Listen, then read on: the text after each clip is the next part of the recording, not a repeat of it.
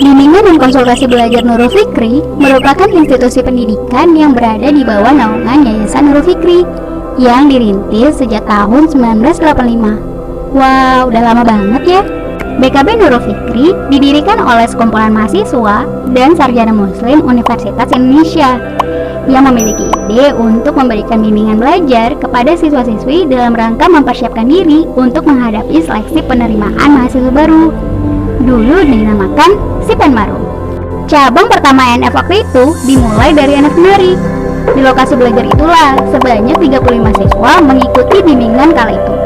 Dan semuanya lolos masuk PTN loh. Kini 35 tahun berlalu, BKB Nurul Fikri telah tersebar di 178 lokasi di seluruh Indonesia, serta berhasil mencetak ratusan ribu alumni. Di angka 35 tahun ini, BKB Nurul Fikri terus berupaya mengembangkan sistem pembelajaran yang efektif dan terbaru, guna memenuhi kebutuhan para siswa. Biar nggak cuma pinter, tapi juga berakhlak. Semoga BKB Nurul Fikri terus maju, berkembang, dan terus ikut berkontribusi untuk pendidikan Indonesia yang lebih baik. Doain ya.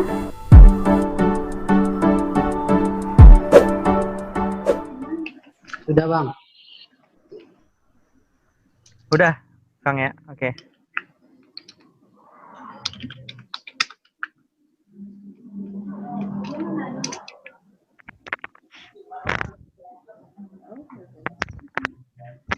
Oke, kita mulai ya. Bismillahirrahmanirrahim. Assalamualaikum warahmatullahi wabarakatuh.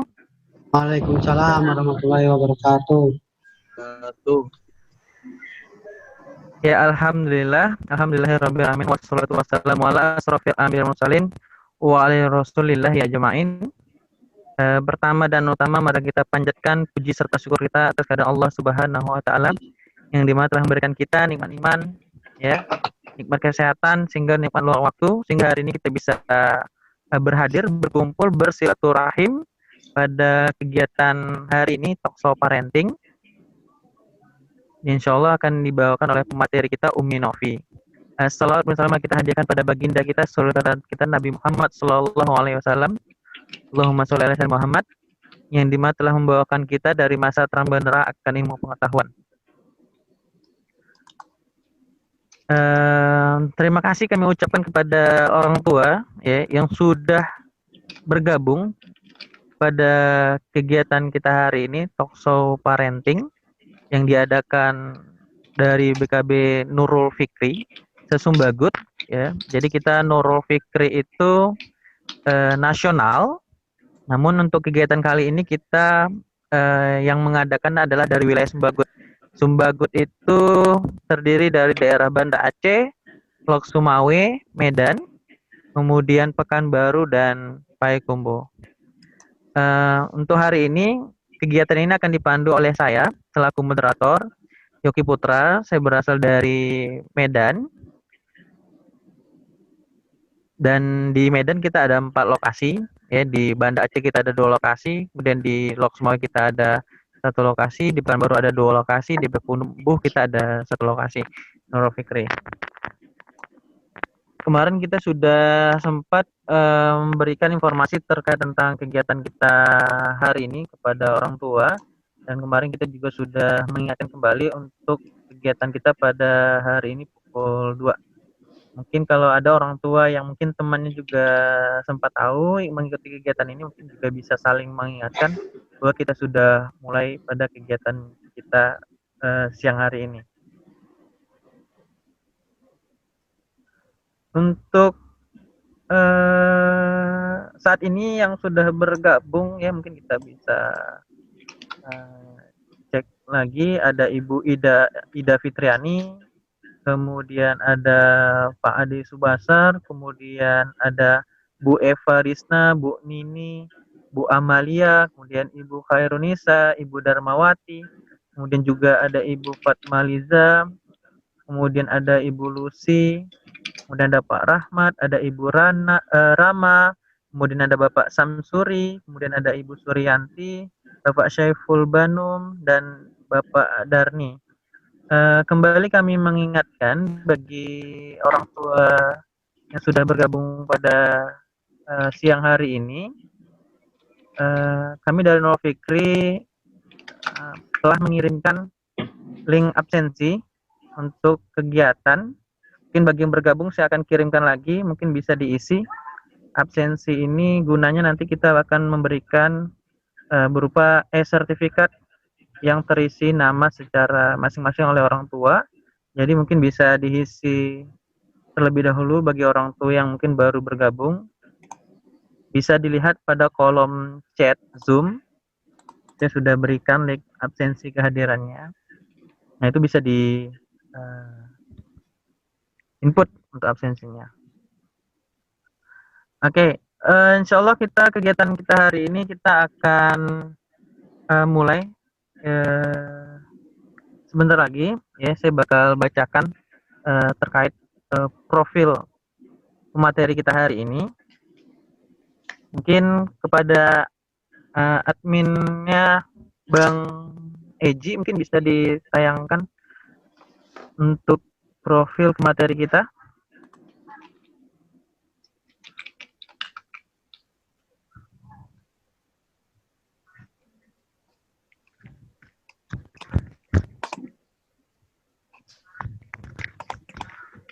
Bang Eji mungkin bisa di share screen Bang Eji. Ya, ini mohon maaf juga nih, di sini kayaknya ada gangguan jaringan ya. Jadi kita pakai dua aplikasi sekarang, pakai handphone juga, pakai laptop juga. Jadi karena filenya ada di laptop, kita coba connect lagi nih, Bang Eji. Oh iya, siap Umi. Hilang timbul nih Bang Eji. Perjuangan nih sekarang. Payakumbu lagi mati lampu, Bapak Ibu. Lagi mati lampu ya. Iya. Iya Umi, siap Umi. Mungkin sembari kita tunggu ya. Kemarin juga orang tua sudah memberikan berupa pertanyaan yang ingin disampaikan pemateri dan alhamdulillah sudah kami sampaikan kepada Umi Novi. Mungkin nanti Umi Novi bisa menyampaikan secara umum ataupun nanti secara khusus dari pertanyaan dari orang tua yang telah diberikan melalui pendaftaran online kemarin.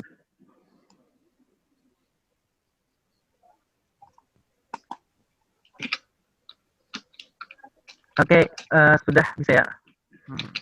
Oke, kita sampaikan ya untuk kita hari ini dengan pemateri Umi Melia Novira, SPD, THT, CI, MNLP, ya, atau mungkin bisa dipanggil dengan Umi Novi. Aktivitas Umi Novi saat ini yang pertama ya, ibu rumah tangga dengan 6 anak. Homeschooling moms ya, kemudian penanggung jawab operasional bimbingan belajar Nurul Fikri cabang Payakumbuh, kemudian sebagai Direktur Smart Education Training and Consulting, kemudian sebagai Kepala Cabang Mahabatul Arafah Sumatera Barat, selanjutnya Super Diplomat Al-Safa Institute Bandung, Education, Consultant, and Trainer, dan yang terakhir sebagai psikoterapis ya. Jadi Umi ini sudah terbiasa, sudah biasa menghadapi ya berbagai macam permasalahan baik itu dari sisi anak, orang tua ataupun dari sisi keluarga.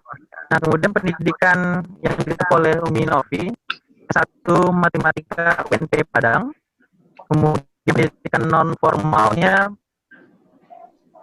non-formal education Turki, kemudian International Certified Practitioner Neuro-Linguistic Program NLP Florida USA, kemudian National Certified Hypnosis from IBH Surabaya, National Certified Hypnotherapy from IBH Jakarta, kemudian National Certified Instructor from IBH Jakarta, selanjutnya National Certified Muslim Counselor Jakarta.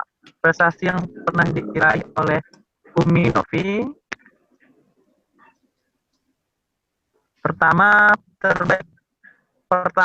pemuda pelopor bidang pendidikan tingkat nasional 2009, terbaik pertama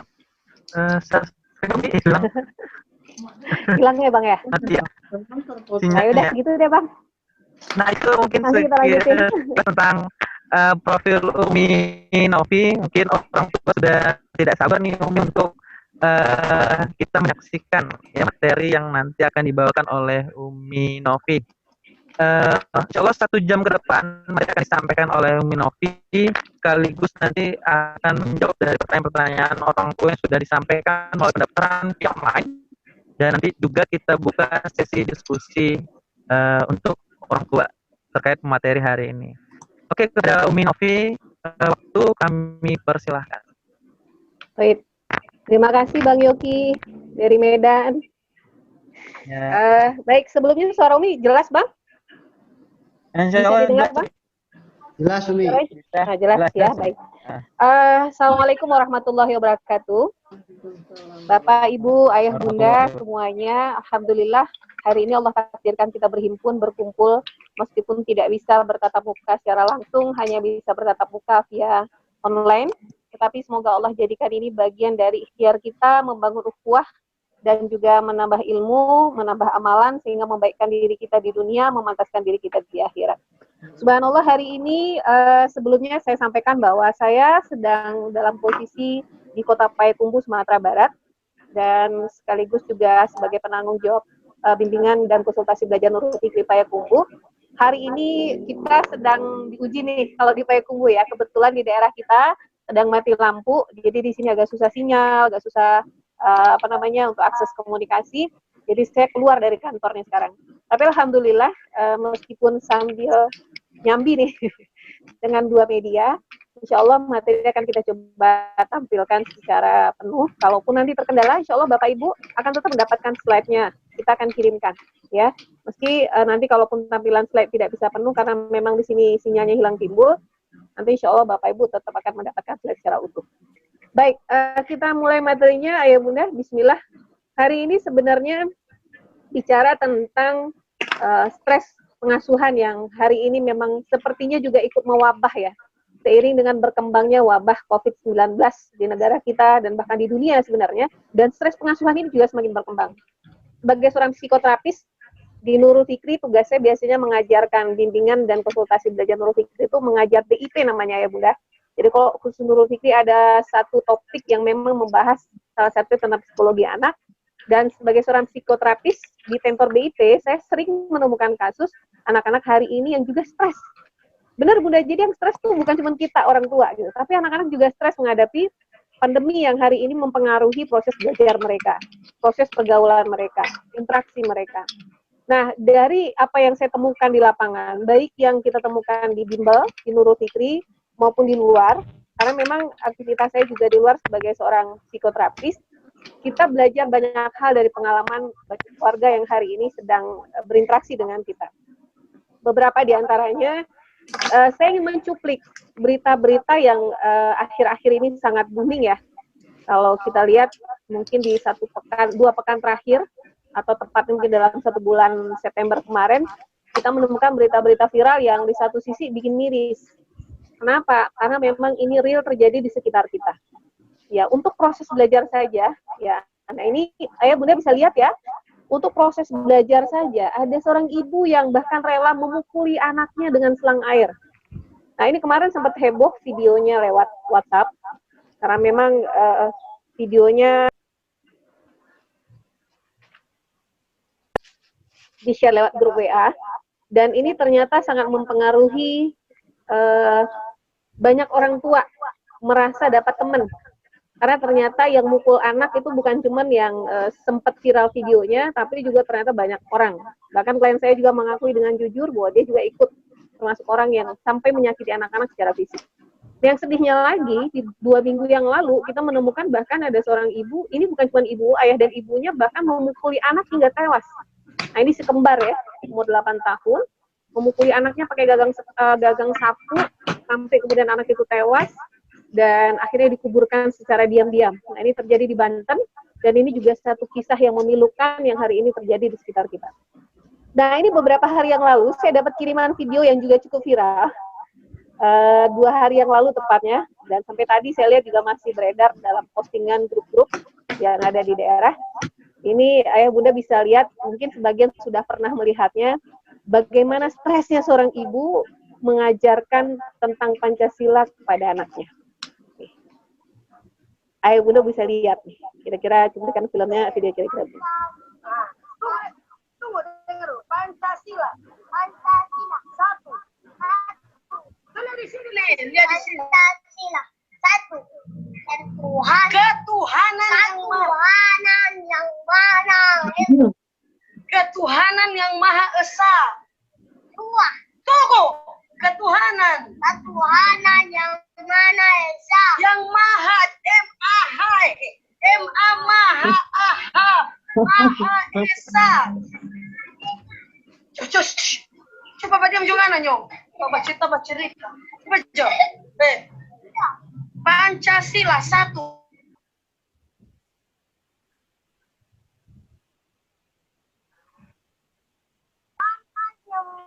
Iya, putus ya Ibu ya. Bisa didengar ya Bunda?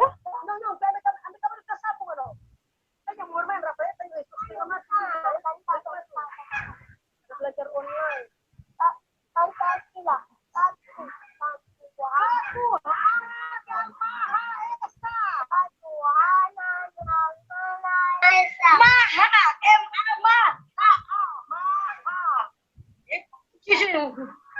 Coba aja, mama susah deh sesapu coba aja kurang sesapu lidi. Cas itu. Kurang sesapu lidi, coba aja. Paturan deh. Jauh cuy ke mama, Pancasila. Pancasila. Satu. Ketuhanan.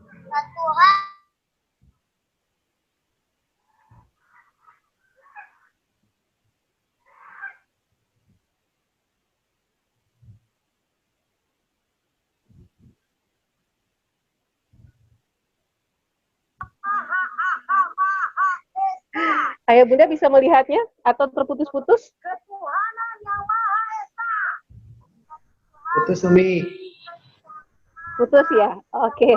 Tapi udah bisa lihat ya, tadi sempat cuplikannya bahwa ternyata memang menjadi seorang ibu yang hari ini bertanggung jawab penuh dengan pendidikan anak-anak di rumah itu ternyata luar biasa berat. Ya, lihat sang ibu bahkan mengeluarkan senjatanya dengan tangkai sapu, mengancam, dan memang ternyata tidak mudah. Nah, hari ini saya yakin yang mengalami hal seperti ini bukan hanya orang-orang tertentu, sebagian besar. Ya, kalau saya bilang sebagian besar, kenapa? Karena memang hasil temuan kita dari angket yang kemarin diberikan pada saat pendaftaran, ya Bunda juga kemarin ditanya ya tentang apa kendala anak-anak selama belajar daring. Nah, hasil temuan kita kemarin ternyata memang lebih dari 60%, tepatnya 62% dari apa namanya form yang Bapak Ibu isi, itu ternyata menyatakan kita punya kendala dengan anak terkait dengan internal anak. Maksudnya apa? Anak yang tidak termotivasi gitu ya, lagi malas belajar, nggak mau belajar gitu. Nah, anak-anak begini di satu sisi mempengaruhi stres kita. Gitu. Kemudian yang kedua termasuk juga anak yang susah konsentrasi. Jadi ada anak yang memang ketika belajar konsentrasinya cuma sebentar, sudah gitu mainnya lama gitu ya, tapi belajar cuma sebentar.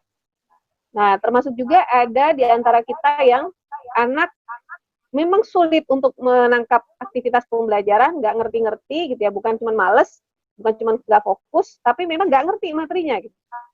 Nah, pemahamannya rendah, atau bahkan memang tanggung jawabnya rendah, punya PR tapi nggak kepengen ngerjain PR, bahkan sekedar buka aplikasinya nggak mau, buka tugas nggak mau gitu, jangankan mengerjakan, bukanya aja nggak mau. Artinya memang ini masalah terkait dengan anak-anak kita. Tapi juga ternyata yang kedua, ya masalah yang ditemukan dari hasil yang Bapak Ibu kemarin isi, yaitu terkait dengan media belajar. Ya, ada di antara kita yang handphonenya cuma 1, sementara anaknya 5. Nah, proses belajarnya nyaris serentak. Gimana mau bagi gitu ya? Atau bahkan termasuk jaringan. Nah, seperti saya sekarang hari ini ya, jaringannya lelet, hilang timbul, repotnya anak lagi ujian, terus tiba-tiba soalnya hilang gitu, anak nggak bisa gabung lagi. Atau yang ketiga terkait modul. Guru nggak kasih modul, tiba-tiba guru udah kasih soal, kasih PR, kasih tugas. Ini beresiko sekali kita sebagai orang tua nggak tahu ngajarin apa, tiba-tiba harus jawab tanpa ada panduan. Nah, yang ketiga, kalau tadi terkait dengan internal anak, yang kedua terkait media belajar, yang ketiga memang kita sendiri sebagai orang tua. Banyak di antara kita yang berkesulitan menghadapi proses belajar anak-anak di dunia daring hari ini, karena salah satunya ada ibu bekerja, atau ayah bekerja yang terpaksa meninggalkan anak-anaknya pada saat belajar, ya. Atau bahkan ada juga di antara kita yang memang punya kemampuan terbatas terkait skill pengajaran, skill pendampingan. Ya, seperti ibu tadi gitu ya, mengulang-ulang kalimat yang sama gitu ya, berharap anaknya mengerti, tapi sangat minim dengan alternatif diksi kalimat, sehingga anak ketika diulang kalimat yang sama udah tahu di awal nggak ngerti, diulang lagi, ya tetap aja nggak ngerti gitu ya. Nah, ini bisa jadi keterbatasan kita orang tua. Yang ketiga, terkait kita juga orang tua, termasuk juga memang selain skill pendampingan, termasuk juga kemampuan pemahaman materi yang diharapkan pada saat-saat tertentu bisa menggantikan peran orang tua memberikan materi. Nah, oleh karena itu ya Bunda, memang ternyata tidak mudah. Tapi hari ini insya Allah bukan hal mustahil. Ya. Nah, baik, sekedar teori. Kita melihat sedikit rujukan bahwa ternyata menurut clinical psikologis dari Tara de Cafe kemarin itu mengatakan bahwa salah satu penyebab terbesar stres orang tua hari ini adalah karena ketidaksesuaian antara ekspektasi, harapan dengan kenyataan. Kita berharap anak-anak kita fokus. Kita berharap anak-anak kita punya inisiatif memulai belajar tanpa diminta. Tapi ternyata kenyataannya nggak begitu. Nah, ketika perbedaan ekspektasi dengan realita itu begitu jauh, itu menimbulkan stres tertentu. Dan rata-rata, sebagian besar orang tua juga dipengaruhi oleh kondisi-kondisi internal dirinya. Ya, termasuk bagaimana dia memandang satu konsep atau satu proses yang berbeda dengan anak. Jadi ketika dia menerapkan satu proses, ternyata anak tidak memahami proses itu dengan pemahaman yang sama. Nah, ini menjadi kendala tersendiri. Oleh karena itu, sebenarnya menurut dunia psikologi, stres tidak selamanya negatif. Nah, kita lihat kalau dari asal katanya stres berasal dari bahasa Inggris gitu ya, yang artinya tekanan. Ibaratnya per, kalau kita tekan, semakin kuat tekanan, idealnya semakin kuat lagi lentingannya. Kan ini ideal ya, kalau pernya sehat.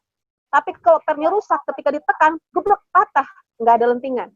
Nah, idealnya ketika ada tekanan, kita kepengen yang harapannya yang tinggi nih, ekspektasinya tinggi. Tapi kenyataannya nggak begitu. Idealnya pada saat seperti itu, lentingan kita makin kuat, usaha kita makin banyak, kemudian semangat kita makin kuat gitu ya. Tapi sebagian besar orang justru ketika stresnya tidak sehat, yang terjadi adalah justru konsep pengasuhannya, praktek pengasuhannya, atau bahkan pola komunikasinya berubah. Tidak lagi seperti yang seharusnya. Nah, hari ini ya Bunda, bicara tentang stres pengasuhan, meskipun yang kita bicarakan adalah tentang diri kita sebagai orang tua, tapi juga tidak terlepas dari apa yang terjadi terhadap anak-anak kita. Oleh karena itu, saya mencoba membagi di dalam slide itu, ada beberapa di antara kita yang memang kalau kita klasifikasikan dalam tiga hal penyebab stres pengasuhan atau parenting stress yang kita kenal hari ini. Tadi sudah saya sebutkan dan kita juga sudah coba klasifikasikan, ada tiga itu. Yang pertama yaitu internal anak, terkait dengan kemampuan anak, kepribadian anak, terus kemudian potensi-potensinya yang hari ini mungkin belum teroptimalkan. Kemudian yang kedua, terkait dengan sarana belajar, fasilitas belajar, baik yang terkait dengan hard copy, seperti benda-benda yang bisa terlihat gitu ya, ataupun soft copy seperti materi-materi pembelajaran yang seharusnya sudah kita pahami. Yang ketiga juga keterbatasan kita sebagai orang tua. Nah, untuk dua item pertama, untuk item internal siswa dan juga kemudian keterbatasan kita sebagai orang tua, kita bisa cari solusinya di sini. Tapi terkait poin yang kedua, yaitu tentang jaringan yang lelet, handphone yang terbatas, nah ini mungkin ikhtiarnya adalah ikhtiar di luar itu. Ya, kalau Allah takdirkan kita diberi kemampuan punya handphone atau punya media belajar lebih banyak, alhamdulillah. Tapi kalau seandainya tidak, setidak-tidaknya ikhtiar internal kita yang perlu kita perbaiki. Nah, baik. Saya juga perlu menjelaskan sebelumnya tentang hal-hal yang menjadi pemicu konflik yang ini bisa tidak terkendali. Ada tiga hal ya Bunda. Kadang pada saat-saat tertentu, kita menyadari kita stres. Kita menyadari kita lagi nggak mood. Kita menyadari kita lagi emosi. Tapi ada potensi emosi ini tidak terkendali. Baik dalam bentuk nantinya bisa jadi uring-uringan, atau bisa jadi memarahi anak, menyakiti anak gitu ya, atau bahkan melakukan hal-hal yang tidak produktif, kontraproduktif. atau bahkan bisa jadi dalam bentuk hal yang tidak diinginkan. Nah, oleh karena itu, sebelum ini terjadi, perlu kita waspadai 3 hal yang terjadi pada diri kita. Apa itu? Yang pertama, keletihan, lelah. Mungkin Bunda bisa rasakan ya, ayah juga ketika baru pulang ke rumah, masih capek, mungkin bahkan barang-barang belum sempat ditempatkan di tempatnya, tiba-tiba anak datang sama merengek. Ayo dong ya, temenin belajar ya, ayo dong Bun, ini beritahu aku, bantu aku gitu ya. Rengekannya pada saat kita lelah, itu kadang membuat kesabaran kita tiba-tiba habis. Nah, ibaratnya tangki, bahan bakar gitu ya, udah diisi full, tapi ketika kita lelah, kadang bahan bakar itu tidak bisa keluar dengan baik, sehingga kita tidak punya energi untuk menghadapi itu dengan baik.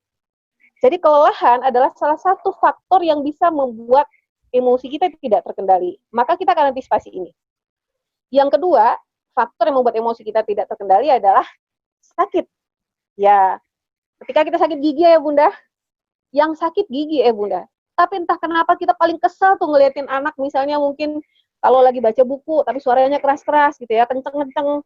Itu mungkin marah, udah deh jangan berisik, diam kenapa gitu ya. Padahal yang sakit kita, yang sakit gigi kita. Tapi akhirnya kita malah marah ke anak. Atau kita sakit kepala gitu ya.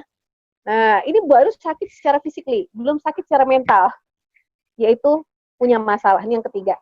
Ya, lagi sakit hati, lagi patah hati, lagi sedih, lagi galau, terus tiba-tiba anak minta tolong dibantuin bikin tugas. Wah, itu kayaknya kita udah hopeless, nggak berharap lagi. Terserah deh anak maunya gimana, kita yang penting bisa nyaman dulu. Nah, 3 kondisi ini memicu kondisi emosi kita tidak terkendali. Pertama, keletihan. Yang kedua, sakit. Yang ketiga, berada dalam kondisi masalah. Sebelum kita membahas bagaimana kita menghadapi masalah stres pengasuhan terkait dengan belajar daring ini, kita akan coba sekarang mengantisipasi stres-stres yang sebenarnya bisa kita kendalikan dari awal. Nah, apa yang bisa kita lakukan? Baik, pertama terkait keletihan, lelah. Memang lelah adalah sebuah kondisi fisik. Tetapi lelah apabila diiringi dengan kondisi batin seperti kejenuhan, maka dia bisa menjadi double aplikasi terhadap aktivitas kita sehari-hari. Oleh karena itu, tidak ada salahnya ketika mungkin ayah bunda merasa lelah dan pada saat yang sama mungkin anak minta didampingi belajar, minta time out istilahnya. Minta waktu sama anak untuk mengkondisikan kelelahan kita. Tapi sebaiknya jangan lama-lama ya bunda, ya, untuk ngecas energi kita. Nah, gimana caranya? Bunda bisa tinggalkan tempat sejenak, minta waktu, minta izin sama anak. Nah, mohon maaf, ayah minta izin 5 menit aja. Bunda minta izin 5 menit saja gitu ya. Ayah mau ke kamar dulu sebentar gitu ya, atau istirahat dulu sebentar, atau mandi dulu, cuci muka, wuduk atau apa, untuk ngecas energi. Nah, untuk menghilangkan kelelahan itu, kalaupun nggak hilang, minimal mengurangi kelelahan itu. Jadi, ayah bunda mengkomunikasikan ini dengan anak-anak, sehingga anak-anak paham. Ya, alhamdulillah kalau saya memang kebetulan memilih untuk belajar bersama anak-anak homeschooling, jadi nyaris ayah bunda 24 jam, 24 hours anak-anak bersama saya, nyaris ya. Sama arti kata kadang ketika saya keluar juga mereka ikut keluar, pada saat saya mengajar mereka belajar gitu, atau apalagi di dalam. Nah ini kadang-kadang nyaris tidak ada ruang waktu, tidak ada ruang waktu yang terpisah. Tapi ketika lelah sudah merasuki, maka saat itu minta izin. Mohon maaf nak, Umi mohon izin. 15 menit saja, itu paling lama biasanya, atau 5 menit saja, Umi mencoba merefresh. Kalau laptop udah hang biasanya di-refresh ya. Di-refresh kembali, bagaimana supaya anak-anak bisa menerima kita dalam keadaan jauh lebih baik. Nah, apa yang bisa ya bunda lakukan pada saat refresh? Pertama, bisa mengganti pakaian, atau sekedar membasuh muka, berwudu, kemudian merapikan kembali penampilan kita, atau bisa juga minum air yang cukup, makan sesuatu yang menyegarkan, lalu kemudian yang paling penting, niatkan. Bismillah, saya harus bisa menjadi orang tua terbaik bagi anak-anak saya. Meskipun yang ada adalah sisa-sisa energi, tapi niatkan, saya harus bisa menjadi orang tua terbaik buat anak-anak saya. Maka 5 menit lagi, 3 menit lagi, 2 menit lagi, saya akan keluar dari kamar, saya akan tersenyum menghadapi anak-anak, dan saya akan berbahagia bersama anak-anak. Nah, ini semacam self-suggestion, kalau di dunia psikoterapi dikatakan sebagai bagian dari memprogram diri sendiri, mensugesti diri sendiri, bagaimana agar kita bisa memperbaiki kondisi mental kita dan bahkan memperbaiki perilaku kita dengan menyatakan statement-statement tersendiri terkait dengan bagaimana kita menstimulus diri kita sendiri. Jadi caranya mengucapkan kalimat-kalimat positif untuk diri kita. Insya Allah saya akan keluar 5 menit lagi dalam keadaan segar bugar, semangat, dan saya akan menjadi ibu yang terbaik buat anak-anak. Nah ini salah satunya. Kemudian rasakan sensasinya ya Bunda.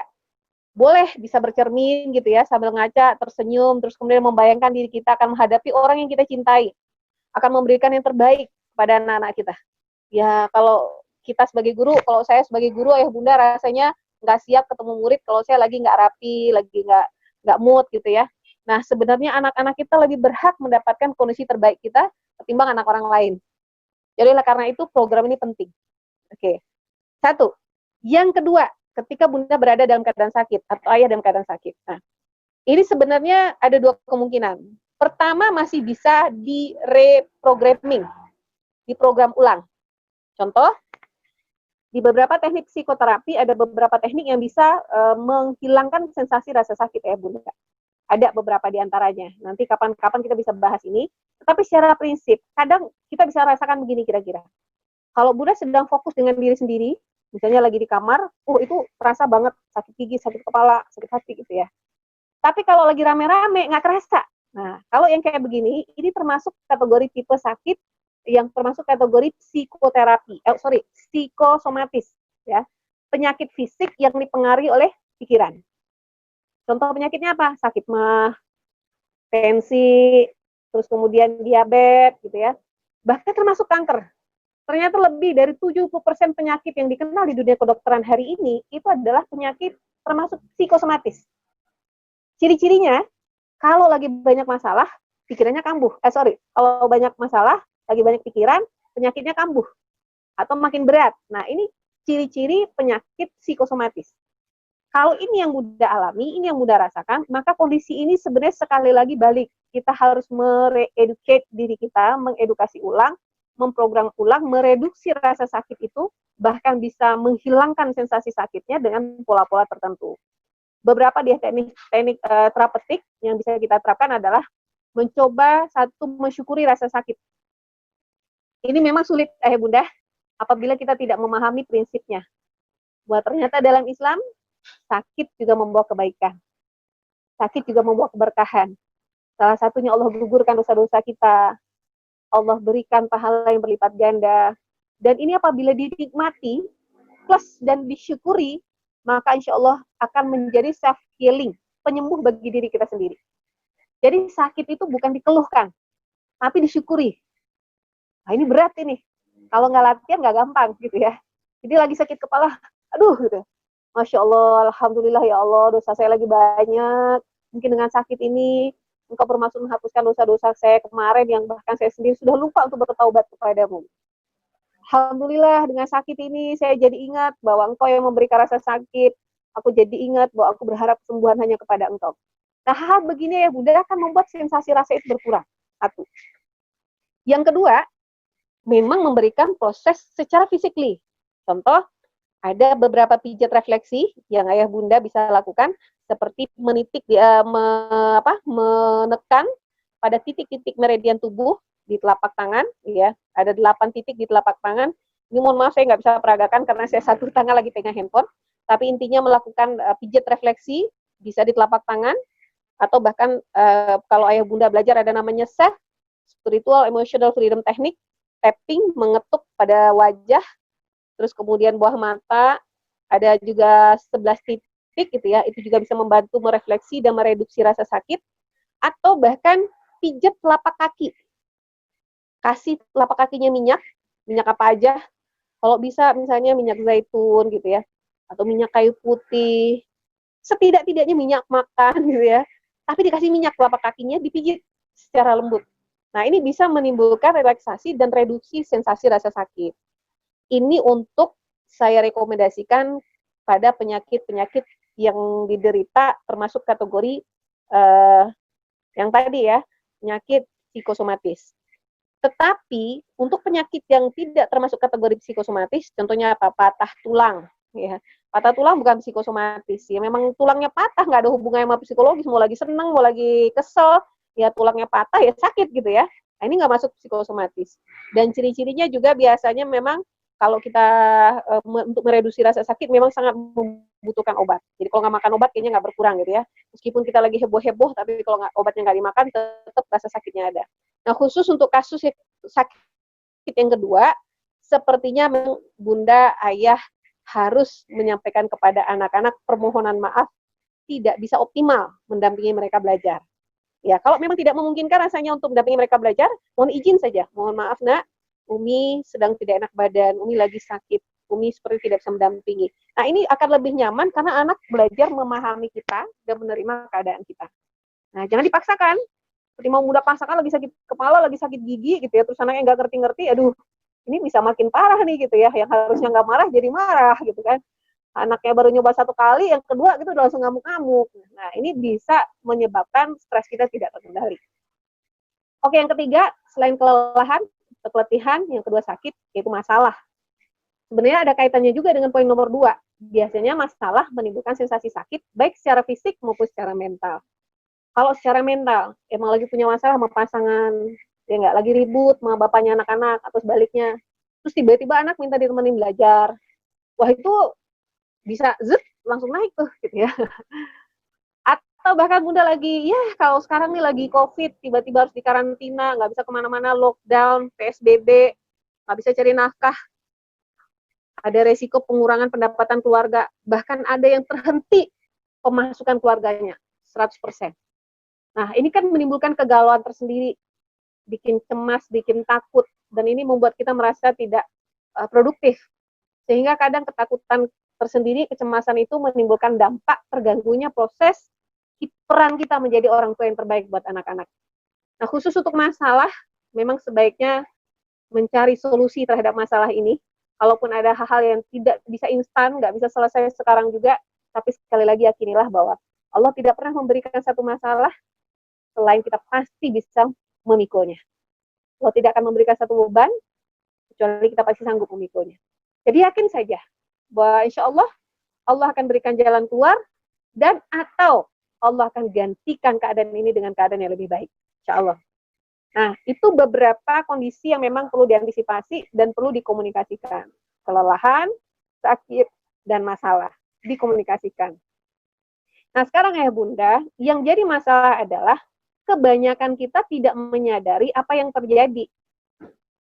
Nggak sadar apa yang tahu, yang terjadi. Tiba-tiba kita sudah dihadapkan dengan kondisi harus mengajarkan anak. Tiba-tiba kita udah stres aja nih. Kalau tadi kan antisipasi nih, sebelum terjadi, kita masih berusaha. Sekarang udah kejadian nih. Tiba-tiba darah tuh udah kebun-bun gitu. Atau tiba-tiba suara kita udah tinggi nih. Tiba-tiba udah kesal banget, pengen mukul, pengen nyubit, atau apa gitu ya. Nah, apabila ini sudah atau sedang terjadi ya bunda, kalau tadi kita bahas bagaimana kita bisa mengantisipasi, kalau sudah terjadi apa yang harus kita lakukan? Ada 5 langkah ya bunda. Karena stres apabila tidak dikelola dengan baik akan menimbulkan dampak yang sangat dahsyat. Bukan hanya terhadap diri kita, tapi juga kepada anak-anak kita. Dan tidak hanya berjangka waktu pendek, tapi bisa berdampak seumur hidup mereka. Oleh karena itu, kita akan belajar mengelola stres dengan cara yang baik. Ada 5 hal yang saya bunda lakukan. Beberapa di antaranya, pertama, ketika kita mulai kita merasa emosi kita tidak terkendali, maka satu, berusahalah untuk menerima keadaan yang mungkin hari ini tidak seperti yang kita inginkan. Contoh, anak kita terangkan, nggak ngerti. Sekali, 2 kali, 3 kali, 10 kali nggak ngerti. Oke, terima ya bunda. Terima di sini artinya memang mengakui bahwa inilah yang terjadi. Emang anak kita nggak ngerti. Terima dulu. Ini takdir Allah nih. Allah bikin anak kita hari ini belum ngerti. Penerimaan ini akan menimbulkan kelapangan hati. Sama dengan ketika ayah bunda dengan pasangan menyadari memang ini kelemahan pasangan kita. Memang ini kekurangan anak kita. Terima dulu kekurangannya. Meskipun bukan berarti kita menerima dalam arti kata mengabaikan, membiarkan, tidak. Terima, memang ini kekurangannya. Oh, emang dia lagi marah, emang dia lagi kesel, dia lagi boring, dia lagi bosen, anak kita emang lagi capek gitu. Satu, terima. Yang kedua, segeralah mendekatkan diri kepada Allah. Artinya apa? Segala sesuatu ini terjadi atas izin Allah. Allah yang membuat anak kita begitu. Allah yang bikin kita begini. Allah yang menjadikan orang lain begitu. Allah yang menciptakan keadaannya seperti ini. Maka dengan cara begitu, kembalikan urusannya kepada Allah. Ya Allah, perbaiki keadaanku, keadaan keluargaku, keadaan lingkunganku. Ini penting ayah bunda, karena kalau kita tidak berharapnya kepada yang di atas, gitu ya, maka akan menimbulkan kadang keputusasaan. Pada siapa lagi saya cerita, siapa lagi nih yang bisa bantu saya? Kalau kita hanya berpikir sebatas unsur manusia atau bahkan makhluk, ya bisa nggak sih kita minta tolong sama jin nih untuk bikin anak saya rajin lagi gitu, datengin dukun atau apa, dibikinin kasih jimat biar semangat gitu. Bener loh ya bunda, kita ketemu dulu ada siswa Nurul Fikri saat akan ujian SBMPTN ketika itu, anak ini stres gitu. Orang tuanya lebih stres. Apa usahanya? Ngedatengin dukun. Jadi anaknya dikasih jimat, diiketin di lengannya, katanya ini berfungsi sebagai penenang. Jadi nanti kalau ujian dia bakal tenang. Nah ini langkah yang salah. Sebagai muslim yang baik, kita justru mendekatkan diri kepada Allah. Ini datang dari Allah, takdirnya begini, maka ikhtiar yang kita lakukan adalah ikhtiar yang Allah ridho. Maka memohon pertolongan Allah di sana. So, yakinlah, there is nothing impossible. Nggak ada yang mustahil kalau kita percaya sama Allah. There is nothing impossible if you believe in God. Oke. 2. Yang ketiga, ini ikhtiar fisik. Diam. Sesuai dengan sunnah Rasulullah. Apabila salah seorang di antara kalian marah, maka hendaklah kalian diam. Maka ya bunda, pada saat emosi kita memuncak, kita lagi kesel, kita marah, detak jantung kita kuat, tangan kita mungkin bergetar. Saat itu kunci rapat-rapat, diam. Tapi Umi saya nggak bisa diam Umi, selagi saya masih ngelihat dia tuh masih kesel, darah saya mendidih. Maka bisa diikuti dengan langkah berikutnya, tinggalkan TKP, tempat kejadian perkara. Ini kalau ributnya di dapur gitu, tinggalin dapurnya segera gitu. Jangan masih tetap pelototin anaknya gitu ya, sementara darah kita mendidih gitu kan. So tinggalkan. Ya, yang dianjurkan oleh Rasulullah, kalau ayah bunda sanggup meninggalkannya, maka berwuduklah. Karena marah itu berasal dari setan, setan itu terbuat dari api, berasal dari api, dan cara memadamkan api adalah dengan air. Maka oleh karena itu, berwuduk akan mendinginkan hati kita, mendinginkan pikiran kita. Yang kedua, kalau bisa dilanjutin, sholat 2 rakaat minimal. Tujuannya apa? Ketika kita sholat, kita pasti akan lebih banyak berpikir tentang Allah. Maka penerimaan kita, hati kita akan lebih tenang, dan penerimaan kita terhadap keadaan akan lebih baik. Tapi ada sebagian orang yang ketika marah nggak bisa gerak. Saking kesalnya, nggak bisa jalan. Maka apa yang bisa kita lakukan? Sesuai sunnah Rasulullah, kalau lagi kesal banget, nggak bisa ninggalin TKP, maka kalau lagi berdiri, gimana ya bunda? Duduk, ya nggak? Biar reda nih. Ternyata memang teori ini sesuai dengan teori pikiran ya bunda. Saya sebagai seorang psikoterapis, kalau kliennya menghadapi ada kondisi aggression namanya, sebuah kondisi emosi tidak terkendali, kalau dia dalam keadaan duduk, itu diusahakan dia, kalau dia berdiri, diusahakan dia dalam keadaan duduk. Lebih cepat lagi kalau berbaring.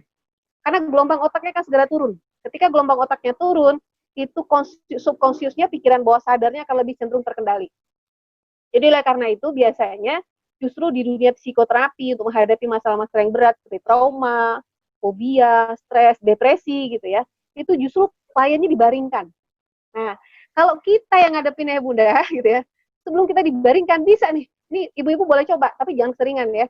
Misal kasus anak kita lagi berantem di dapur nih, ya anak laki apalagi tuh, suaranya kenceng, udah sampai pakai tonjok main fisik atau apa, terus kita tiba-tiba marah, tapi nggak sanggup teriak karena memang tadi saya bilang diam gitu ya, kita nggak ngeluarin suara, mau pergi juga nggak sanggup karena tiba-tiba badannya kaku atau lemes, maka boleh cobain, silahkan langsung rebahkan saja badannya ke lantai. Ayo ya bunda, kira-kira apa yang terjadi? Kalau tiba-tiba ayah langsung rebahan ke lantai gitu, atau bundanya langsung rebahan ke lantai, anaknya masih berantem nggak? Dijamin enggak ya. Anak kita akan berhenti. Setidak-tidaknya buat menenangkan kita. Tuh kan, Umi jadi jatuh tuh gara-gara kamu gitu ya. Setidak-tidaknya dia akan berhenti. Nah ini ikhtiar cepat nih ya bunda. Tapi sekali lagi jangan keseringan ya.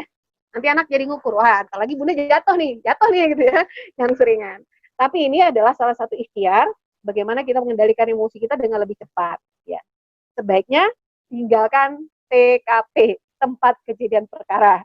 Kalau nggak sanggup, dalam keadaan berdiri, duduk. Kalau nggak masih marah juga, berbaring. Nggak apa-apa, berbaring aja. Di lantai nggak masalah. Insya Allah menenangkan ya bunda. Ya, oleh karena itu teknik ini sebenarnya juga direkomendasikan oleh para ahli. Ya, kalau ayah bunda nggak percaya nanti boleh dicoba ya. Ini kan judulnya nih teknik nih. Jadi bukan cuma sekedar teori. Ayah bunda boleh cobain dan ini bagian dari usaha. Mudah-mudahan berhasil insya Allah. Oke. Yang ketiga apalagi nih selain kita menerima keadaan yang terjadi yang sedang berlangsung, yang kedua kita mendekatkan diri kepada Allah, yang ketiga kita tinggalkan TKP kalau masih tetap yang ketiga diam tadi ya, diam. Tapi kalau seandainya masih marah gitu ya, maka tinggalkan TKP apabila sanggup. Kalau nggak sanggup ya berbaringlah, duduk atau berbaring. Terus apa lagi gitu ya? Ini kalau memang ayah bunda perlu untuk tetap berbicara. Contoh, memang kondisinya tuh kayaknya nggak bisa didiemin, mesti diomongin gitu. Ini salah, ini mesti berhenti gitu, mesti ngomong nih. Maka usahakan ketika kita bicara, nada suara kita ditekan serendah mungkin. Di dalam dunia psikologi, ternyata ada sebuah penelitian berdasarkan nada suara. Ketika nada suara kita lebih tinggi dari nada la, ini dulu kalau ya bunda belajar di sekolahan ada nada, tangga nada ya, tangga nada do, re, mi, fa, sol, la. Nah, tuh. Paling tinggi di la ya bunda. Kalau lebih tinggi dari itu akan memancing emosi negatif muncul. Maka sebaiknya tidak boleh lebih tinggi dari nada la. Sebaiknya serendah mungkin. Jadi kalau bisa tuh sebenarnya marah, tapi ngomongnya, ya udah dek, adik pindah aja dulu. Caranya ditekan ya bunda, serendah mungkin. Biasanya lawan bicara kita, kalau juga dalam keadaan emosi, nadanya lebih tinggi dari nada kita. Maka jangan terpancing ya bunda. Jangan terpancing. Tetaplah berusaha stabil nada suaranya tetap rendah. Karena apabila nada suara ayah bunda naik ke level yang lebih tinggi, diyakini lawan bicara kita akan berusaha menimpali dengan nada suara yang lebih tinggi lagi. Kalau ternyata kita nggak bisa nimpali dengan lebih tinggi, atau lawan bicara kita tidak bisa menimpali suara kita yang tinggi, lebih tinggi lagi, disitulah terjadi kekerasan fisik. Makanya kadang seorang ibu bisa nampar anaknya. Kenapa? Tiba-tiba anaknya ngomong teriak-teriak depan dia. Kan ibu yang salah, gublak, langsung tampar. Atau ayah, gitu ya, yang tadinya nggak niat mau mukul, tapi tiba-tiba bisa memukul, bisa menyakiti. Kenapa? Dipancing dengan nada suara yang tinggi. Jadi oleh karena itu, apabila ayah bunda butuh untuk bicara, maka berusahalah serendah mungkin nada suaranya. Kalaupun lawan bicara kita nadanya tinggi, tetaplah bertahan di nada suara rendah itu. Karena insya Allah lawan bicara kita tidak akan menambah intensitas nadanya, setidak-tidaknya dia pun akan berusaha nada suaranya stabil. Suaranya akan ikut rendah. Jadi yang tadinya emosi jadi, udahlah sekarang ini aja lah dulu gitu ya. Nadanya jadi lebih menyejukkan. Nah, ikhtiar ini sebenarnya adalah ikhtiar real ya bunda. Dan kadang pada kondisi-kondisi tertentu bisa dikendalikan, tapi apabila bunda merasa benar-benar tidak bisa dikendalikan, maka bunda, ayah sebaiknya memiliki tempat-tempat nyaman. Minimal di rumah kita. Maksudnya tempat nyaman apa? Ya, ciptakan zona nyaman di rumah ya bunda. Ya, setiap orang mungkin berbeda-beda. Ada sebagian ibu nyamannya di dapur. Ada yang di kamar. Ada yang di kamar mandi gitu ya. Atau ciptakan ada satu pojokan di belakang sofa misalnya gitu ya. Atau di tempat ruang musola keluarga. Nah, ciptakan zona nyaman di titik-titik spot rumah kita yang ketika ya bunda merasa kondisinya tidak terkendali, datangi tempat itu. Tenangkan diri. Jadi memang bukan memaksakan diri untuk menghadapi, tapi justru tinggalkan dulu. Tenangkan dulu. Ciri-cirinya, kalau masih belum bisa bernada suara rendah, otomatis kita masih emosional. Tinggalkan saja. Lebih baik diam. Lebih menghemat energi, nggak bikin sakit hati, dan lawan bicara kita juga tidak semakin tersakiti. Tapi kalau kita bicara, kita semakin semangat bicara, lawan bicara tersakiti, dan bakal balik nyerang kita, makin bikin kita tersakiti lagi. Nah, ini makin repot. Jadi karena itu, Kalau ayah bunda belum punya titik-titik atau zona nyaman di rumah, silakan ciptakan. Ya, nanti kalau ayah bunda sudah sering melakukannya, anggota keluarga akan paham lah tuh. Ayah udah berada di pojok itu tuh gitu. Kalau biasa kalau udah pojok itu ayah nggak mau diganggu. Nah, biasanya anak-anak akan menyesuaikan. Ya, saya juga punya pojok ya. Saya punya satu tempat, satu space di kamar saya, dan itu posisinya selalu sama di kamar dan di satu tempat, satu titik. Kalau saya sudah duduk di sana, anak-anak masuk ke kamar, kalau ngeliat saya duduk di situ, dia akan permisi lagi. Maaf ya Umi, gitu kan. Dia akan keluar. Gitu. Jadi kalau tadi minta izin masuk, setelah dia masuk, dia lihat Uminya lagi berada di titik itu, dia nggak mau ganggu. Kenapa? Dia tahu di situ Umi lagi butuh ketenangan. Di situ Umi lagi butuh untuk tidak diganggu. Nah, itu kalau sudah terbiasa, sudah tercipta. Tapi kalau seandainya belum, boleh diciptakan. Ya mungkin sebagian ibu-ibu akan lebih tenang kalau datang ke taman bunga gitu ya, ngeliatin bunganya yang lagi mekar, tiba-tiba jadi adem gitu ya. Kalau bapak-bapak tiba-tiba tuh buka laptop atau buka HP nonton gitu ya, Allah alam ya. Tapi sebaiknya aktivitas yang di satu sisi tidak merugikan, ya, dan tetap baik insya Allah. Nah ini apabila tadi kita udah stres. Sekarang balik ke inti permasalahan kita, oke? Di 10 menit terakhir, saya ingin membahas tentang solusinya nih, agar kita terhindar dari stres saat belajar daring bersama anak-anak kita. Sebelumnya, untuk memanfaatkan kondisi belajar daring ini, tidak semua anak ya, tidak semua anak butuh pendampingan penuh. Bagi sebagian anak ada yang dia merasa orang tuanya cukup berada di dekat-dekat dia saja. Nggak harus ikut duduk bareng, memelototi layar bareng gitu ya, enggak. Jadi anak ngadepin laptop atau handphone, tapi ada bundanya di samping, ada ayah gitu, yang kelihatan, nah itu cukup. Atau memang ada anak yang benar-benar minta ditemani. Ya, ayo dong ya, temenin aku gitu. Ayo dong bun, ini apa sih? Nah itu butuh ditemani penuh. Maka kalau dia butuh didampingi, dampingi. Tapi ada tipe anak yang bahkan sekedar diintip saja. Dia lagi belajar di kamar gitu, tiba-tiba kita intip, udah belajar, bu marah tuh. Bunda ngapain sih, kepo banget gitu, udah di luar gitu kan. Kakak lagi belajar, nggak mau diganggu. Ada ya. Kalau tipe anak kita tipe yang tidak butuh pendampingan, maka let it ditinggalkan. Karena proses belajar membutuhkan kenyamanan. Oleh karena itu juga ada 5 hal solusi bagaimana caranya agar proses belajar anak-anak kita belajarnya nyaman, kita sebagai orang tua juga nyaman. Oke? Yang pertama, pahami anak-anak kita. Sebelum kita minta dipahami oleh anak-anak, nah ayah capek, nah bunda tuh nggak ngerti. Sebelum minta dipahami oleh anak-anak kita, belajarlah memahami anak-anak kita. Ini logis saja ya bunda. Kira-kira lebih mana mudah memahami? Kita memahami anak atau anak yang memahami kita? Mana yang lebih mudah untuk memahami? Saya yakin orang tua lebih mudah memahami anak karena dia membersamai anaknya dari kecil. Sementara anak tidak tahu bagaimana ketika kita kecil. Anak tidak mengerti bagaimana ketika kita remaja. Maka oleh karena itu tugas pertama kita adalah memahami. Jangan menuntut dipahami terlebih dahulu. Oke? Apa yang perlu kita pahami? Satu, terkait dengan gaya belajar anak-anak kita. Di beberapa waktu yang lalu, di Nurul Fikri, kita pernah membahas tentang potensi gaya belajar anak-anak kita. Benar, anak-anak kita punya style berbeda. Ada anak yang ketika belajar, dia butuh ketenangan. Nggak mau diganggu, nggak mau keramaian. Dia maunya sendiri. Kalau dia baca buku, dia membaca dalam keadaan senyap, diam. Tapi ada anak kedua, anaknya suka berisik. Jadi kalau belajar itu suaranya keluar gitu ya. Ngetok-ngetok meja. Atau bahkan mungkin sambil ngomong. Padahal dia nulis. Yang ditulis beda, yang diomongin beda. Ini adalah tipe anak-anak auditori.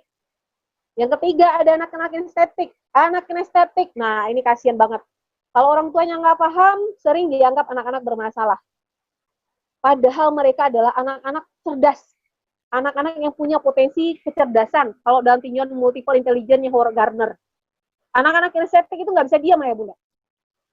Bukan cuma sekedar anak-anak usia SD, enggak. Termasuk SMP, SMA. Jadi kalau lagi belajar kadang kayak guling-guling gitu. Belajar tuh sambil tiduran, sambil jungkir-jungkir, kadang buku berserakan di mana-mana. gerak mulu, jalan-jalan gitu. Baru sebentar udah kayak disulan tuh di kursi itu. Yang tadi di atas kursi turun ke bawah, kadang udah naik ke meja. Ini adalah menunjukkan gejala dia membutuhkan ruang gerak. Karena anak kinestetik akan lebih baik apabila dia memiliki space, ruang untuk bisa bergerak. Karena dengan gerakan fisik, otaknya semakin optimal. Ciri-cirinya gampang. Kalau dikasih buku tulis, buku cetak, ayo nak tulis gitu ya. Tapi nggak boleh gerak. Wah, itu anaknya langsung hang. Tulis apa nih? Mau bikin apa nih? Nggak tahu. Gitu. Kalau dia nggak gerak. Nah, jadi ketika kita memahami perbedaan anak-anak kita, kalau ayah bunda punya anak-anak yang memiliki karakter atau gaya belajar berbeda, mungkin kita bisa terima, oh iya, kalau si abang mah belajar, dia memang belajar diem. Ketemu buku baca sendiri, kerjain sendiri. Tapi kalau adik berisiknya minta ampun. Oh, kalau kakak, wah itu lebih repot lagi, suka jalan-jalan. Kadang suka mainin apa dulu. Buat nulis saja harus cari pensilnya kemana-mana dulu gitu ya. Lama baru bisa proses belajarnya. Nah, ini pahamin ya bunda, dan itu tidak bisa disamakan. Tidak bisa disamakan. Kalau bunda punya anak visual yang belajarnya melihat, menyerap informasi dengan melihat, maka dia butuh proses untuk melihat lebih banyak. Tapi biasanya mulutnya tidak terlalu banyak bicara. Tapi kalau ayah bunda punya anak auditori yang pendengarannya bekerja optimal untuk belajar, maka dia butuh teman diskusi. Kadang-kadang minta kita bacain soal, dia yang jawab. Atau kadang-kadang suruh kita bacain buku, nanti dia yang nyimak. Kita yang disuruh bacain ayat, dia yang hafalan gitu ya, dia yang dengar tapi nanti dia hafal. Ini ciri-ciri anak auditori. Nggak bisa disamakan dengan visual yang dia baca sendiri, hafal sendiri. Nah, apalagi yang ketiga, yang butuh ruang gerak. Ayah bunda jangan marah kalau tiba-tiba dia bergerak, mainin tangannya, bukunya diobrak-abrik, dibolak-balik, barang-barang berserakan. Karena itu gaya belajarnya dan dia butuh itu. Jadi nggak bisa disamain sama kita. Oh, kalau ayah dulu nak, atau bunda kalau kamar nggak rapi, bunda nggak bisa belajar. Iya, bunda orang visual bisa. Tapi kalau anak estetik nggak bisa. Justru makin rame, makin berantakan, kayaknya makin on gitu. Oleh karena itu pahami perbedaan itu. Satu terkait gaya belajar. Yang kedua terkait dengan jenis kecerdasannya. Tidak semua anak berpotensi cerdas matematis ya bunda. Tidak semua anak cerdas linguistik bahasa. Ya, ada sebagian anak kalau giliran hitung-hitung, oh seneng banget, dikasih soal angka-angka, semangat. Tapi ada anak baru lihat angka, udah deh, capek gitu. Artinya potensi kecerdasannya berbeda, dan itu nggak bisa dipaksakan. Makanya sekarang, bahwa ternyata ada penelitian, rapor dengan sistem ranking, ya, yang nilai tertinggi nomor 1, si Anu, nomor 2, si Anu gitu ya, itu ternyata perankingan membuat anak terkotak-kotak. Padahal potensi kecerdasannya bisa jadi berbeda. Anak yang cerdas secara matematis belum tentu cerdas secara kinestetik, gerak. Pintar matematika, tapi nggak bisa main bola. Pintar matematika, nggak bisa gaul. Nggak gampang akrab sama orang lain. Kadang-kadang suka sendirian gitu ya. Tapi ada anak yang, wah mungkin giliran matematikanya susah, tapi jangan ditanya. Kalau ketemu orang baru, dia adaptable, cepat menyesuaikan diri, gampang beradaptasi, bisa memberikan usul yang diterima oleh orang lain, gitu ya, punya kemampuan linguistik bagus, dan ini nggak bisa disamakan. So, pahami perbedaan itu, dan terima keadaan itu. Jadi, bukan berarti setiap perbedaan adalah sesuatu yang salah. Nah, ini yang sulit kita terima. Kadang kita bandingkan anak pertama sama anak kedua. Kakak tuh lihat tuh, kakak aja kayak begini, wah, tuh pantangan banget tuh ya bunda. Jangankan anak, kita aja kalau dibanding-bandingkan tuh enak banget. Coba deh bunda, ayo bunda di sini kan banyak ya, ayah nggak berapa nih. Bunda kalau dibandingin sama istri tetangga, enak nggak? Bun, lihat tuh istri tetangga gitu. Itu enak nggak? Meskipun maksud suami baik agar kita belajar dari tetangga, tapi rasanya pasti nggak enak. Itu bikin kita kesel, benar nggak? Itu juga yang terjadi dengan anak-anak kita. So jangan bandingkan anak-anak kita, jangan bandingkan kecerdasannya, potensi kecerdasannya, jangan bandingkan gaya belajarnya. Termasuk juga jangan bandingkan kepribadiannya. Semua sudah masuk semua sudah. Dia kakak tuh diam-diam aja gitu ya, nggak banyak tingkah, nggak kayak kamu gitu. Lihat tuh adek masih kecil tapi udah bisa disiplin, udah bisa begini. Udah deh bun, ada anak yang punya karakter tertentu yang berbeda dengan karakter saudaranya yang lain. Dan setiap pribadi itu unik. Everybody unik. Setiap anak kita unik. Meskipun kembar sekalipun, ayah nggak bisa paksain anak kita sama dengan anak yang Apalagi anak orang lain, ayahnya beda, bapaknya beda, ibunya beda gitu ya. Sementara anak kita sendiri, bapaknya masih sama, ibunya masih sama, kepribadiannya bisa beda. Oleh karena itu jangan disamakan. Nah, kemampuan ayah bunda untuk memahami dan menerima perbedaan itu akan membuat salamatus sober, hatinya jadi lebih lapang. Oh iya, emang anak saya kalau yang ini tuh memang gak banyak ngomong, emang anaknya begitu gitu. Itu akan membuat hati kita lapang. Jadi nggak sempit, nggak tiba-tiba langsung zup, gitu ya. Nggak, akan membuat hati kita lapang. Karena kita paham. Oke. Tapi kan paham aja nggak cukup, Umi. Nggak mungkin nih, memang anaknya lelet. Yang satu gesit, nggak perlu disuruh, PR selesai. Yang satu 10 kali diulang belum tentu gerak. Ketok dulu baru jalan. Nah, kan nggak mungkin saya biarin kayak kondisi begini. Bener. Terima dulu, pahami dulu, tapi tetap mesti disiasati. Nah, gimana cara mensiasati potensi-potensi kekurangan mereka? Satu, Bunda harus melihatnya dengan kacamata positif. Ayah melihatnya dengan kacamata positif. Jangan yang negatif dulu. Ini salah satu kesalahan kita berikutnya. Selain tadi suka membanding-bandingkan anak-anak.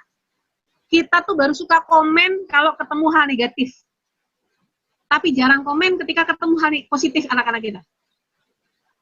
Giliran anak kita nyapu, gitu ya. Sekali-sekalinya nyapu, kita diam aja tuh. Emang udah pantas, emang udah seharusnya, udah gede, udah SMP, udah SMA, masa nggak nyapu rumah gitu. Kita diam. Tapi sekali-sekalinya dia nyapu, mungkin nggak bersih, kita langsung ngomel. Gimana sih kakak, gitu ya. Nah, hal ini akan membuat anak merasa hanya direspon ketika dia berperilaku buruk. Maka inilah penyebab kenapa anak mengulang perilaku buruknya, ya Bunda. Jadi nggak berubah. Kenapa? Karena dia dapat respon ketika melakukan hal buruk. Tapi coba dibalik. Ketika dia melakukan kebaikan, hal positif, meskipun sedikit, respon. Makasih ya nak, udah bantuin Umi. Makasih ya sayang, udah tolong ayah. Makasih ya nak, kamu sudah belajar dengan baik. Itu bikin ayah bangga loh sama kamu.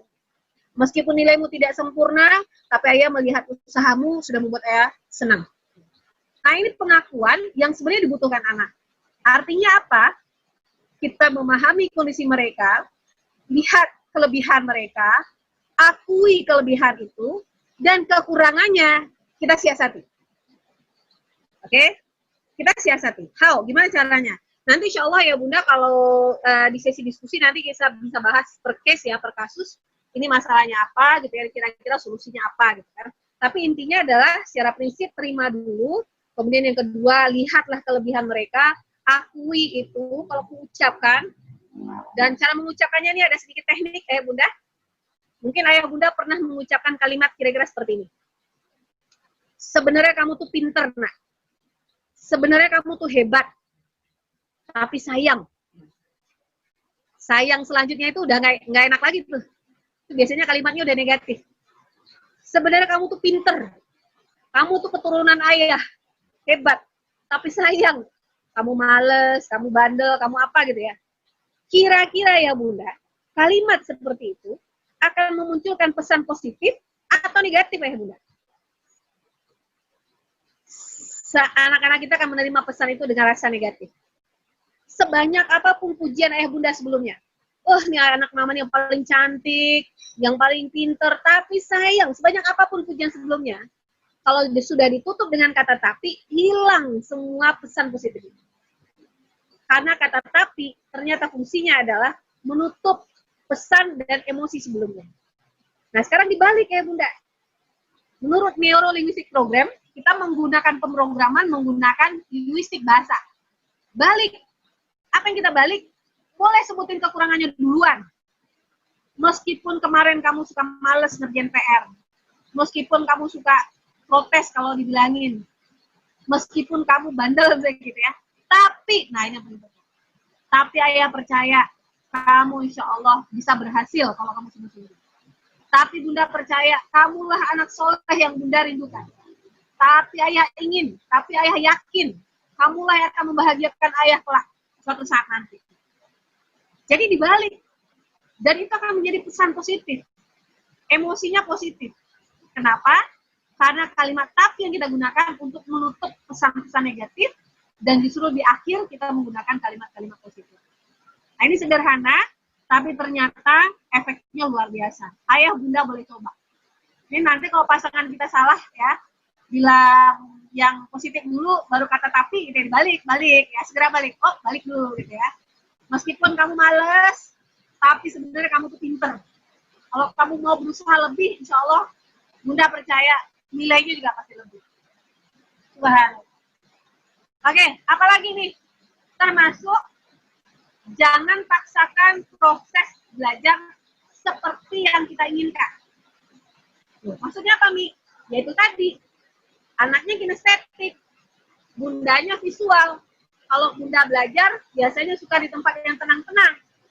Tapi kalau anak enggak, dia suka sambil gerak-gerak, sambil jalan-jalan, sambil tidur-tiduran, ya udah, nggak masalah.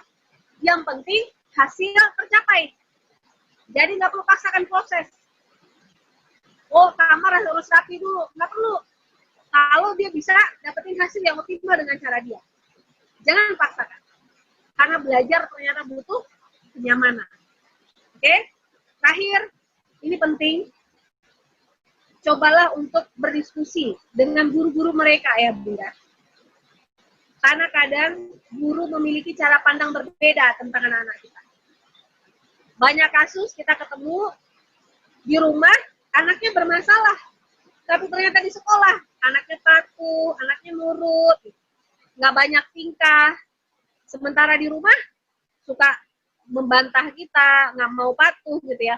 Maka cobalah berdiskusi dengan guru apa yang telah dilakukan guru, bagaimana cara guru menghadapi anak kita, sehingga kita pun belajar dari guru yang punya profesi pendidik. Dan juga termasuk berdiskusi tentang pembelajaran yang dihadapi anak-anak. Dan kemarin saya dapat kasus, ada seorang ibu yang stres gara-gara anaknya dapat kabar ujian mendadak. Jadi orang tua tiba-tiba chat di grup WA bahwa nanti jam 5 akan diberikan ujian. Sementara sang ibu sedang berada di luar rumah. Handphone dia yang pegang. Mau balik ke rumah, nggak terkejar jam 5. Akhirnya kan ibunya yang stres karena merasa anaknya bakal gagal, tidak bisa memenuhi ujian pada jam 5 yang diberikan guru. Nah, ini perlu didiskusikan.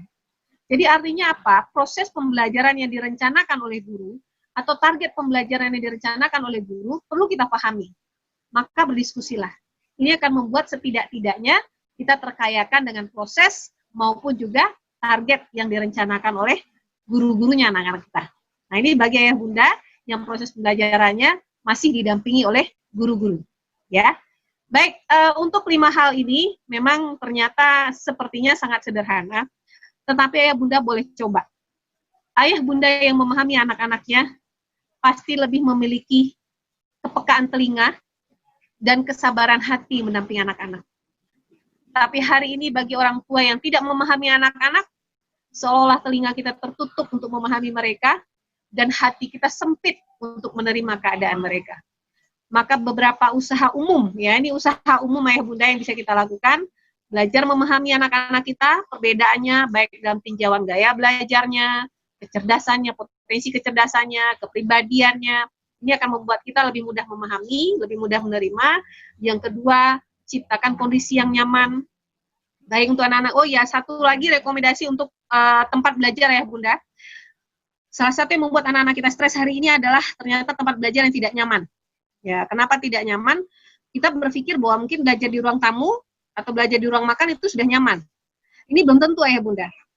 Usahakan satu tempat belajar itu tidak jauh berbeda dengan suasana belajar yang sehari-harinya sebelumnya mereka lakukan. Diciptakan kalau bisa. Ya, jadi ada satu ruangan atau satu pojok yang di situ memang anak-anak fokus untuk belajar. Jadi di situ ditempelkan ada papan tulis gitu, atau ada tempat bisa nempelin stiker note atau kertas-kertas gitu. Sehingga fokus belajarnya dia memang kalau udah masuk ruangan itu langsung suasananya belajar.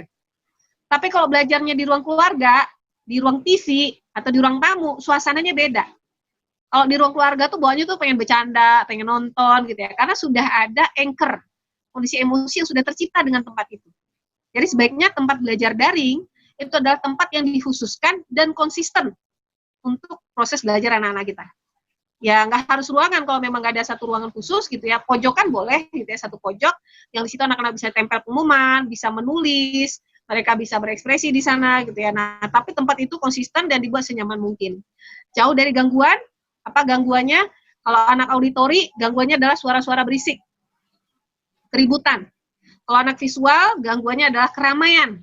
Tempat orang berseliweran, mondar-mandir gitu ya. Meskipun nggak bersuara, tapi ada pemandangan yang mengganggu. Jangan dekat jendela. Karena kalau dekat jendela, membuat mereka berpikiran jauh ya. Membuka jendela dan melihatnya ke jendela. Udah deh, itu cuma berapa menit, udah gitu udah hilang konsentrasinya gitu. Jadi sebenarnya tidak dekat jendela yang mengganggu pemandangannya.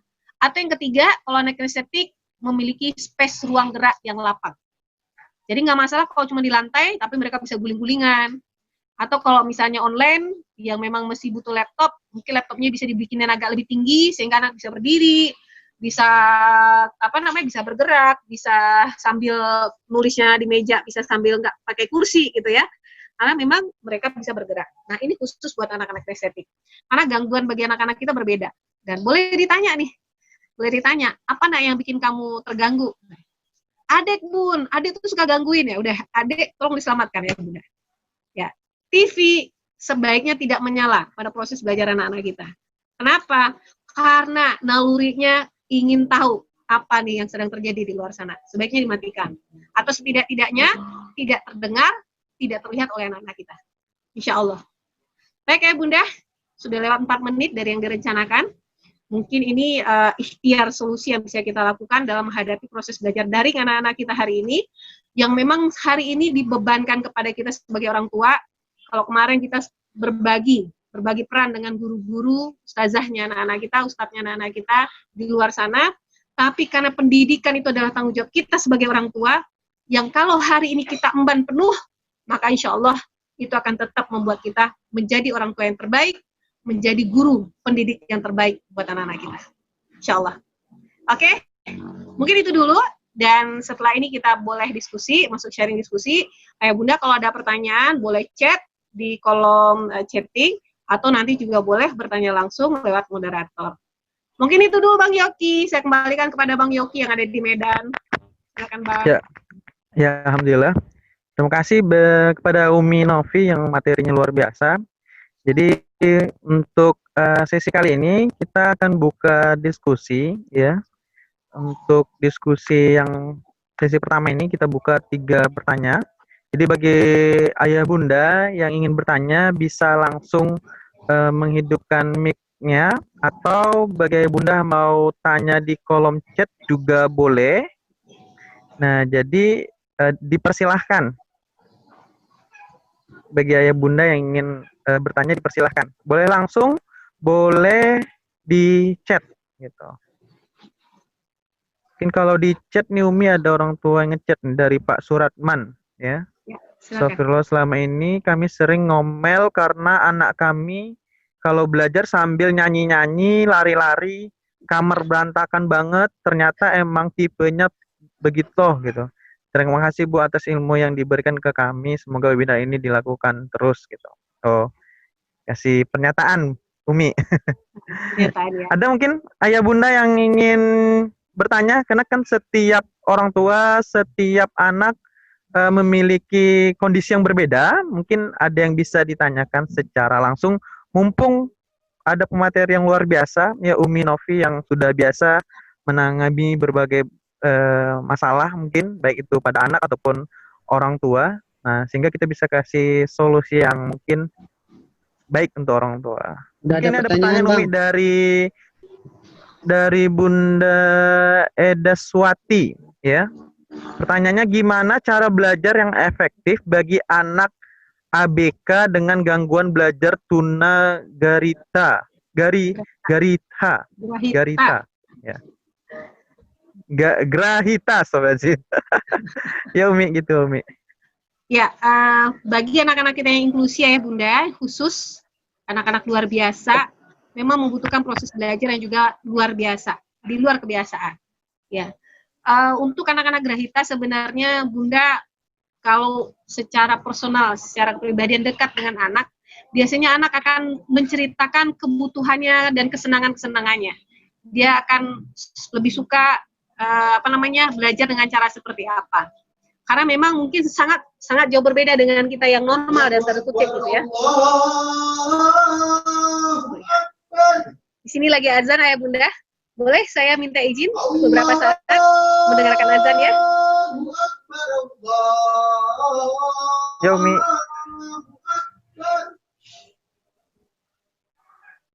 Asyhadu an la ilaha illallah.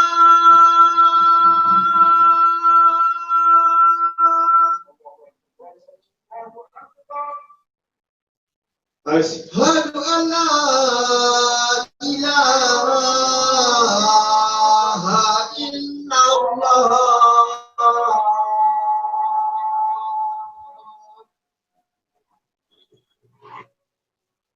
Asyhadu anna Muhammadar Rasulullah.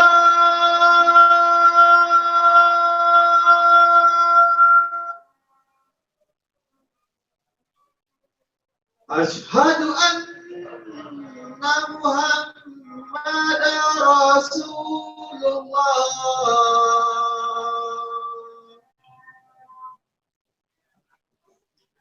Hayya 'alas shalah.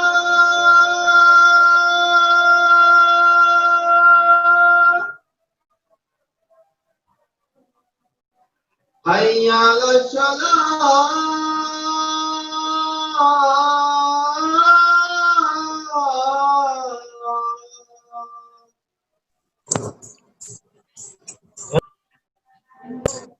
Hayya 'alal falah.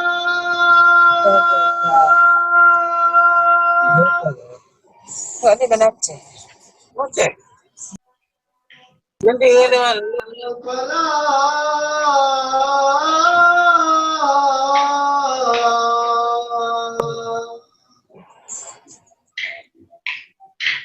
Allahu Akbar, Allahu Akbar.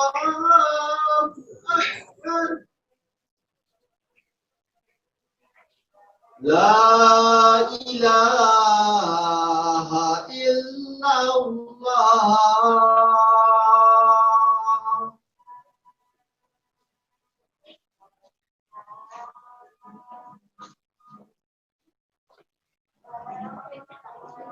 Assalamualaikum warahmatullahi wabarakatuh.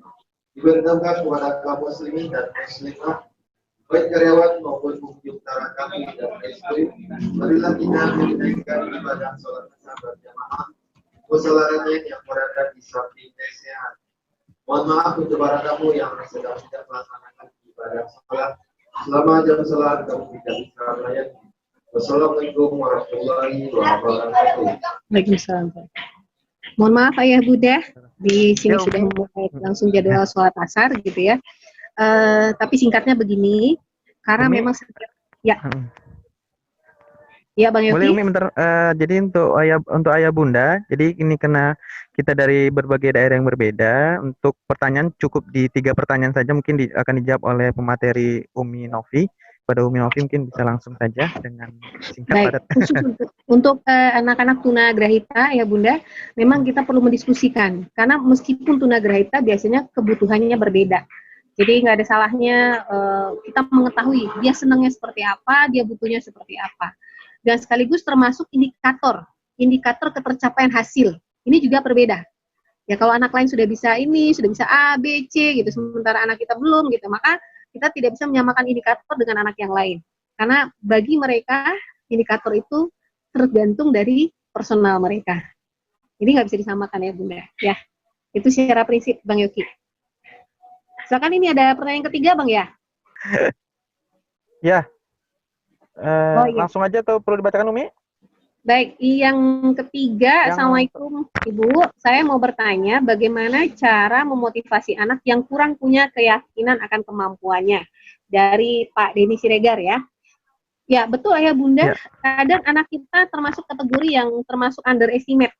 Ya, tingkat percaya dirinya rendah. Zona nyamannya rendah.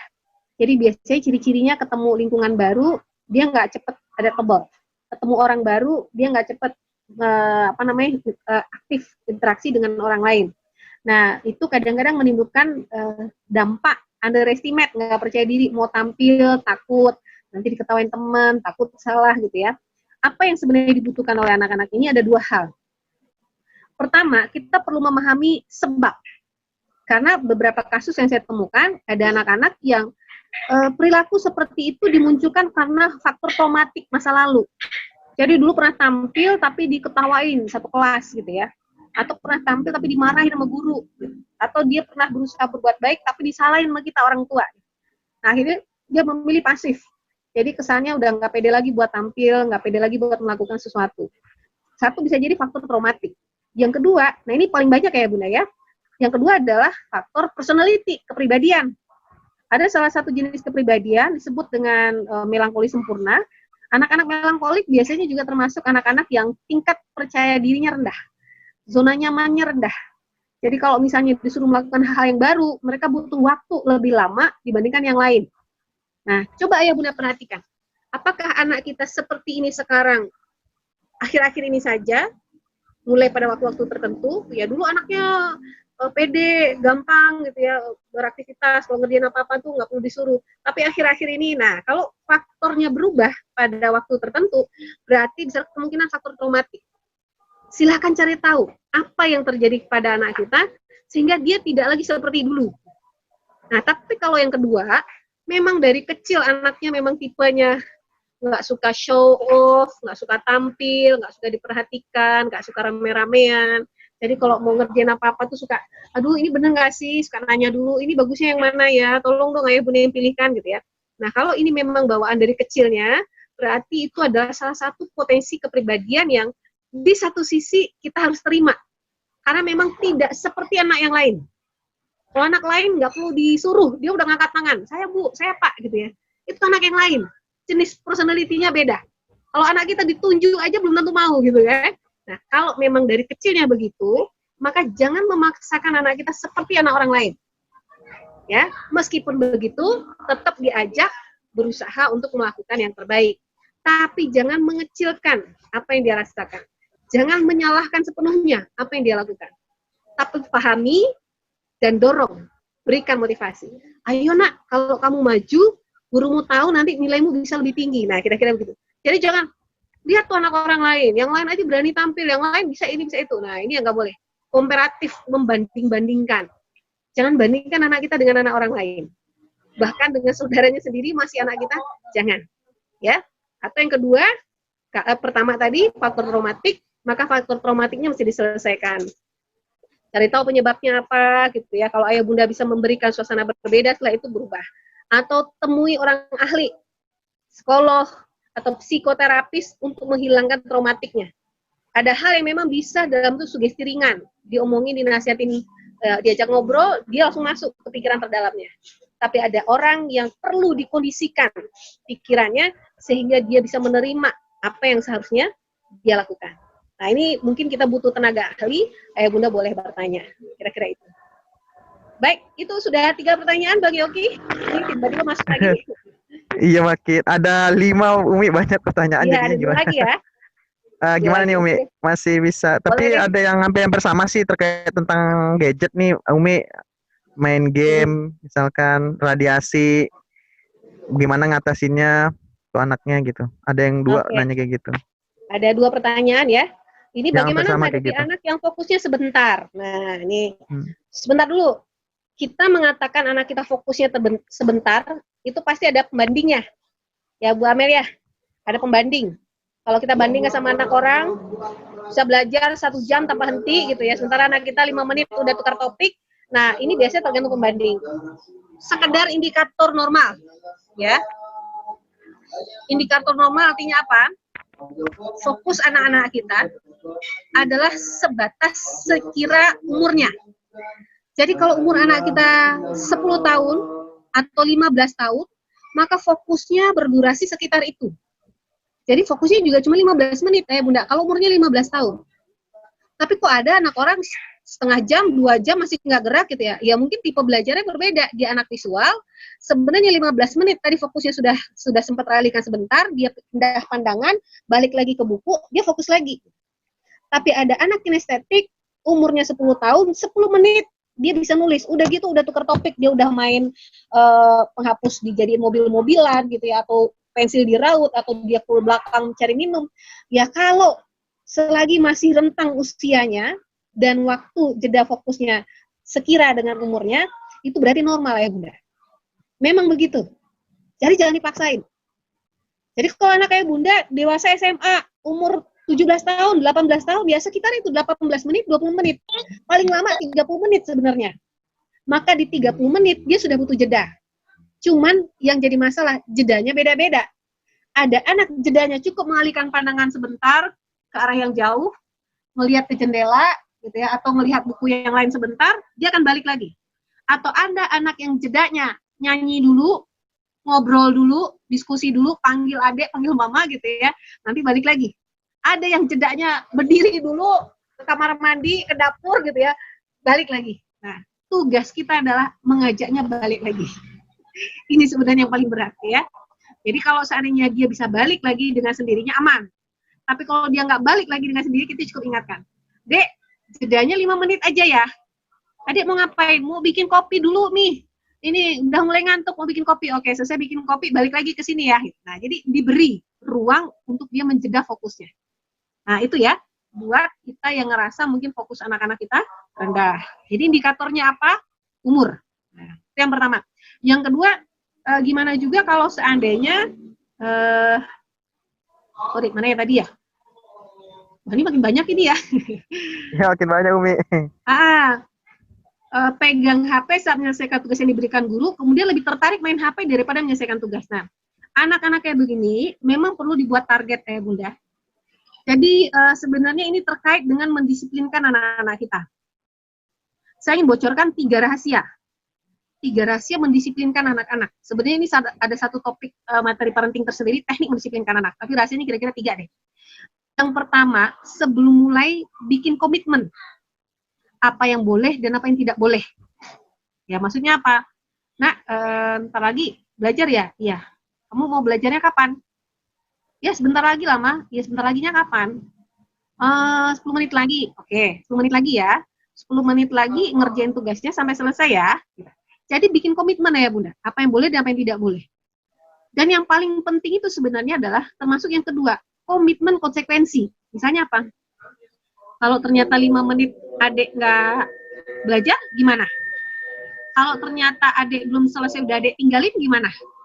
Kalau ternyata adik baru selesai 2 soal, udah main, gimana? Diskusikan konsekuensinya. Jadi ini perlu didiskusikan sebelum kejadian. Jangan saat kejadian, saat itu kita ngomel. Ini PR belum selesai, kamu udah main, bla bla bla. Jangan. Tidak efektif. Karena critical factor di otaknya tertutup. Dia tidak akan menerima itu. Paling banter dia cuma cengir-cengir, diem gitu ya. Tapi dia akan besar kemungkinan masih terus melanjutkan apa yang dia lakukan. Jadi proses kesepakatan itu sebelumnya. Ya, sebelum belajar, atau pada kondisi-kondisi tenang, pada kondisi lagi bahagia, lagi main-main, lagi senang-senang, silakan sepakati proses belajar yang kita inginkan dan yang diinginkan anak. 1, apa yang boleh dan tidak boleh. Yang kedua, sepakati konsekuensinya. Yang ketiga, nah ini paling penting, istiqomah menjalankan konsekuensi. Jadi contoh, kalau ternyata nanti adik PR-nya belum selesai, terus kemudian adik mainin HP-nya buat main game, gimana? Kalau tiba-tiba adik ganti topik dari belajar ke main game, gimana? Enggak kok Bun, aku nggak bakalan main game, aku bener-bener belajar. Kan biasanya gitu ya, sebelum kejadian. Ya nggak apa-apa, iya Bunda percaya nak. Tapi kalau ternyata kamu nanti main game gimana? Sebaiknya tawarkan dari anak-anak, versi anak-anak. Kalau anak bilang, enggak kok Bun, aku nggak main game, kalau nanti aku main game, HP-nya disita aja. Atau uang jajannya dipotong aja. Nah, ini keren kalau dari anak. Tapi seandainya nggak ada dari anak, kita boleh tawarkan. Gimana kalau seandainya kalau ternyata kamu main game, sebelum PR-nya selesai, maka HP-nya Bunda sita. Kamu benar-benar nggak boleh main game sama sekali. Atau uang jajannya dipotong. Atau nggak boleh nonton TV. Atau nggak boleh pakai motor, nggak boleh pakai sepeda, nggak boleh main keluar. Pertama, usahakan sifatnya mengurangi kesenangan. Jangan langsung yang berat. Kamu harus bersihin kamar mandi. Jangan langsung berat. Mengurangi kesenangan dulu. Nah, ini usaha kita mendisiplinkan anak. Jadi anak-anak sudah terikat dengan kontrak sebelum melakukan sesuatu. Maka kontrak inilah yang akan membuat mereka berdisiplin melakukan apa yang seharusnya mereka lakukan. Jadi kalau memang kenyataannya ternyata anak melanggar, ya biasanya begitu Bun. Jarang sekali yang 1 kali komitmen langsung jalan gitu. Biasanya langgar dulu, tabrak dulu. Dia akan lihat, kira-kira Bunda beneran nggak sih hukum aku? Beneran nggak sih uang jajanku dipotong gitu ya? Beneran nggak sih HP ku disita, nggak boleh main gitu? Dia akan uji coba dulu. Kadang-kadang test case-nya nggak 1 kali, 2 kali, 3 kali, 4 kali gitu. maka istiqomahlah Bun. Jangan melanggarnya. Nah, yang repotnya ayah bunda nggak kompak. Ya, ayahnya larang, bunda ngasih. Atau sebaliknya, bundanya ngelarang, ayah udah kasih aja daripada ribut. Nah, ini repot nih. Kalau ini terjadi, sebaiknya ayah bunda musyawarah dulu di belakang anak. Bersepakat dulu di belakang anak, sebelum di depan anak. Karena ketika kita sudah menghadapi anak, ayah bunda harus satu suara. Ya, mau ayah, mau bunda, kalau sudah sepakat gitu sama anak, maka konsekuensinya pasti sama anak. Nah, itu terkait disiplin ya bunda ya. Jadi kalau anak-anak kita akhirnya kebanyakan main handphone, kebanyakan main game, sebenarnya lebih kepada kontrol disiplin kita yang kurang. Nah, ini kontrol bukan berarti marah-marahan gitu ya, semua diperhatiin enggak, tapi komitmennya. Nah, jadi ini termasuk juga sebenarnya ada pertanyaan yang habis suka marah-marah, nanti dia sampai ke sana ya. Jadi kalau seandainya anak-anak sudah ini banyak, sebenarnya pertanyaannya banyak cenderung berulang ya. Sebentar, kita coba lihat satu-satu dulu. Kalau tadi pertanyaannya main game ya. Jadi bagaimana caranya? Ya, itu tadi bikin disiplin. Terus kemudian radiasi. Kalau main game bunda, sebenarnya ini tergantung kesepakatan. Tetapi menurut pakar perkembangan anak, mereka membatasi penggunaan gadget itu sebenarnya hanya sekitar 2 jam ya bunda. Ya, buat nonton, buat lihat status atau buat main game sekalipun itu hanya 2 jam dalam 1 hari. Tapi karena potensi pandemi yang menuntut anak-anak kita interaksinya lebih banyak kepada gadget, maka mungkin potensi interaksi dengan gadget lebih banyak, tapi khusus dengan game. Nah, ini khusus game maksimal. Ini apa sih maksimal yang bisa ditoleransi? Sekali main games itu maksimalnya 2 jam. Itu maksimal banget. Bahkan sebaiknya ya sebaiknya 1 kali main itu 1 jam, khusus yang main. Kalau perlu, permainan yang dilakukan sebaiknya yang tidak bersifat online. Kenapa? Karena kalau online, anak-anak tergantung dengan suasana permainan online saat itu. Tapi kalau permainannya offline, ya, yang nggak perlu sinyal, yang nggak perlu main interaksi langsung dengan teman-teman, dia bisa pause. Jadi kalau misalnya pas azan, dia bisa pause dulu, dia sholat dulu. Kalau ada panggilan bundanya, dia pause dulu, dia kerjakan dulu panggilan bunda. Tapi kalau online, dia akan tolak. Karena dia sedang interaksi langsung sama orang lain. Maka sebaiknya anak-anak kita tidak memainkan game online, ya, apalagi lebih dari 2 jam. Nah, itu dari yang saya temukan dari rekomendasi para ahli perkembangan anak muda. Ya. Terus saya punya anak laki-laki yang mudah mengingat, tapi mudah lupa. Dia tipe anak yang sangat aktif, yang musik harus kuat, tapi adiknya tipe pendiam dan mudah lupa. Kayak mana solusinya agar cara belajar mereka maksimal? Jangan digabung, Bun. Ya, Bunda Ade Maya ya, jangan digabung belajarnya. Jadi kalau adik memang butuh suasana tenang, carikan dia tempat yang terpisah. Kalau kakak butuh musik, ya silahkan pakai musik, karena itu kebutuhan dia, tapi sebaiknya tidak mengganggu adik. Kalaupun dia pakai musik, pakai headset di telinganya, gitu ya. Tapi juga ingatkan, mulutnya jangan ikut berisik, karena adiknya akan terganggu. Nah, baiknya tidak digabung. Jadi belajarnya bisa sekarang temenin adik dulu, nanti sama abang. Yang repotnya kan kita nyerahin adik sama abang. Udah abang sama adik belajar ya. Abang bantuin adik gitu. Adik belajar sama abang. Padahal potensi belajarnya berbeda. Ya, kalaupun digabung, sebaiknya tetap membuat nyaman kedua belah pihak. Jadi bukan cuma satu yang nyaman, tapi dua-duanya. Assalamualaikum Umi, saya punya anak kelas 2, umur 7,5, tapi belum belajar membaca. Masih diajak. Apakah ini wajar? Masih, Bun. Cuman yang menerima kewajaran itu kadang-kadang guru yang tidak terima. Karena guru di kelas 2, dia sudah meminta anak membaca soal sendiri. Kalau menurut psikologi, anak baru mulai belajar membaca itu umur 7 tahun. Dan itu 1 tahun diberikan proses belajar.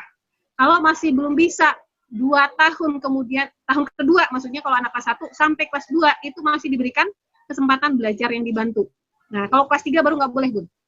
Kalau yang saya pahami begitu ya dari aturannya. Tapi kebanyakan guru hari ini nggak sabar. Dia maunya anak semester 2, kelas 1 saja, anak sudah harus bisa baca. Jadi otomatis kayak dikejar gitu ya, bahwa anak harus bisa membaca. Tapi insya Allah ada teknik bagaimana agar anak senang membaca. Jadi kalau hari ini ternyata anak kita masih sulit membaca, salah satu tekniknya adalah berikan buku-buku yang menarik Bunda. Kemudian gantung ketika dia lihat buku menarik, buatlah dia penasaran untuk membacanya. Kalau dia lihat buku yang menarik dan dia ingin menguasai tapi dia masih belum lancar, biasanya anak-anak kita akan termotivasi karena buku-bukunya menarik untuk dibaca. Insya Allah. Ya, ini beberapa di antaranya. Izin bertanya, kalau dua anak gaya belajarnya beda, dua sekaligus visual dan kinetik, memungkinkankah? Memungkinkan ya Bunda. Ada ya. Jadi dia suka gerak tapi dia juga ngelihat gitu. Ada, saya juga punya teman begitu. Dia baca buku tapi sambil manjat pohon. Nanti nyampe di pohon dia baca buku gitu. Nah ini luar biasa ya. Dan sebenarnya di satu sisi bagus sehingga dia bisa memadupadankan itu. Jadi kadang-kadang menghafal Al-Quran gitu ya. Kadang-kadang dia suaranya berisik, tapi di satu sisi juga kadang-kadang dia bisa diam. Gitu. Tapi ada yang diam cukup lihat, ada yang berisik gitu ya satu-satu. Nah, sebenarnya nggak ada masalah. Yang penting kita paham aja. Yang penting kita paham ya. Terus sementara ketika belajar matematika gaya belajarnya berubah menjadi tipe kinestetik ya, memungkinkan ya. Saya mau bertanya, bagaimana cara memotivasi anak yang punya keyakinan akan kemampuan kurang punya keyakinan akan kemampuan itu tadi Bun? Hampir sama kalau yang tadi trauma, pahami dulu kira-kira dia traumanya kenapa, minta dia menceritakan masalahnya, dan yakinkan dia nyaman untuk bercerita dengan kita. Kalau Bunda sudah tahu masalahnya apa, bantulah untuk mencarikan solusinya. Kalau Bunda Ayah tidak bisa, karena memang terkait dengan masa lalu yang sulit untuk diurai, maka Bunda Ayah bisa menemukan ahlinya. Ya, baik. Terus mungkin ini yang terakhir.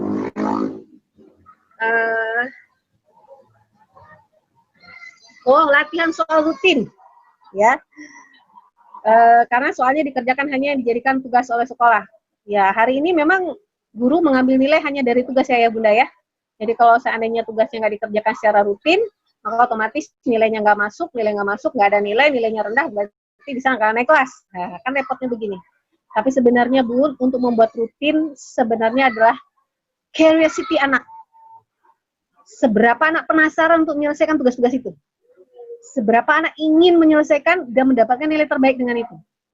Kalau anaknya nggak seneng, anaknya nggak suka, nggak nyaman, maka meskipun kadang sudah diwajibkan, dia akan meninggalkan.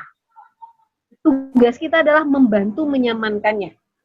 Ya, begitu juga. Wah ini ada juga ya, subhanallah. Saya bilang yang terakhir masih ada nih. Oke deh, 10 menit ya. Bang Yoki boleh Bang Yoki ya? 10 menit lagi Bang Yoki ya. Lanjut Umi, lanjut. Nggak apa-apa Umi.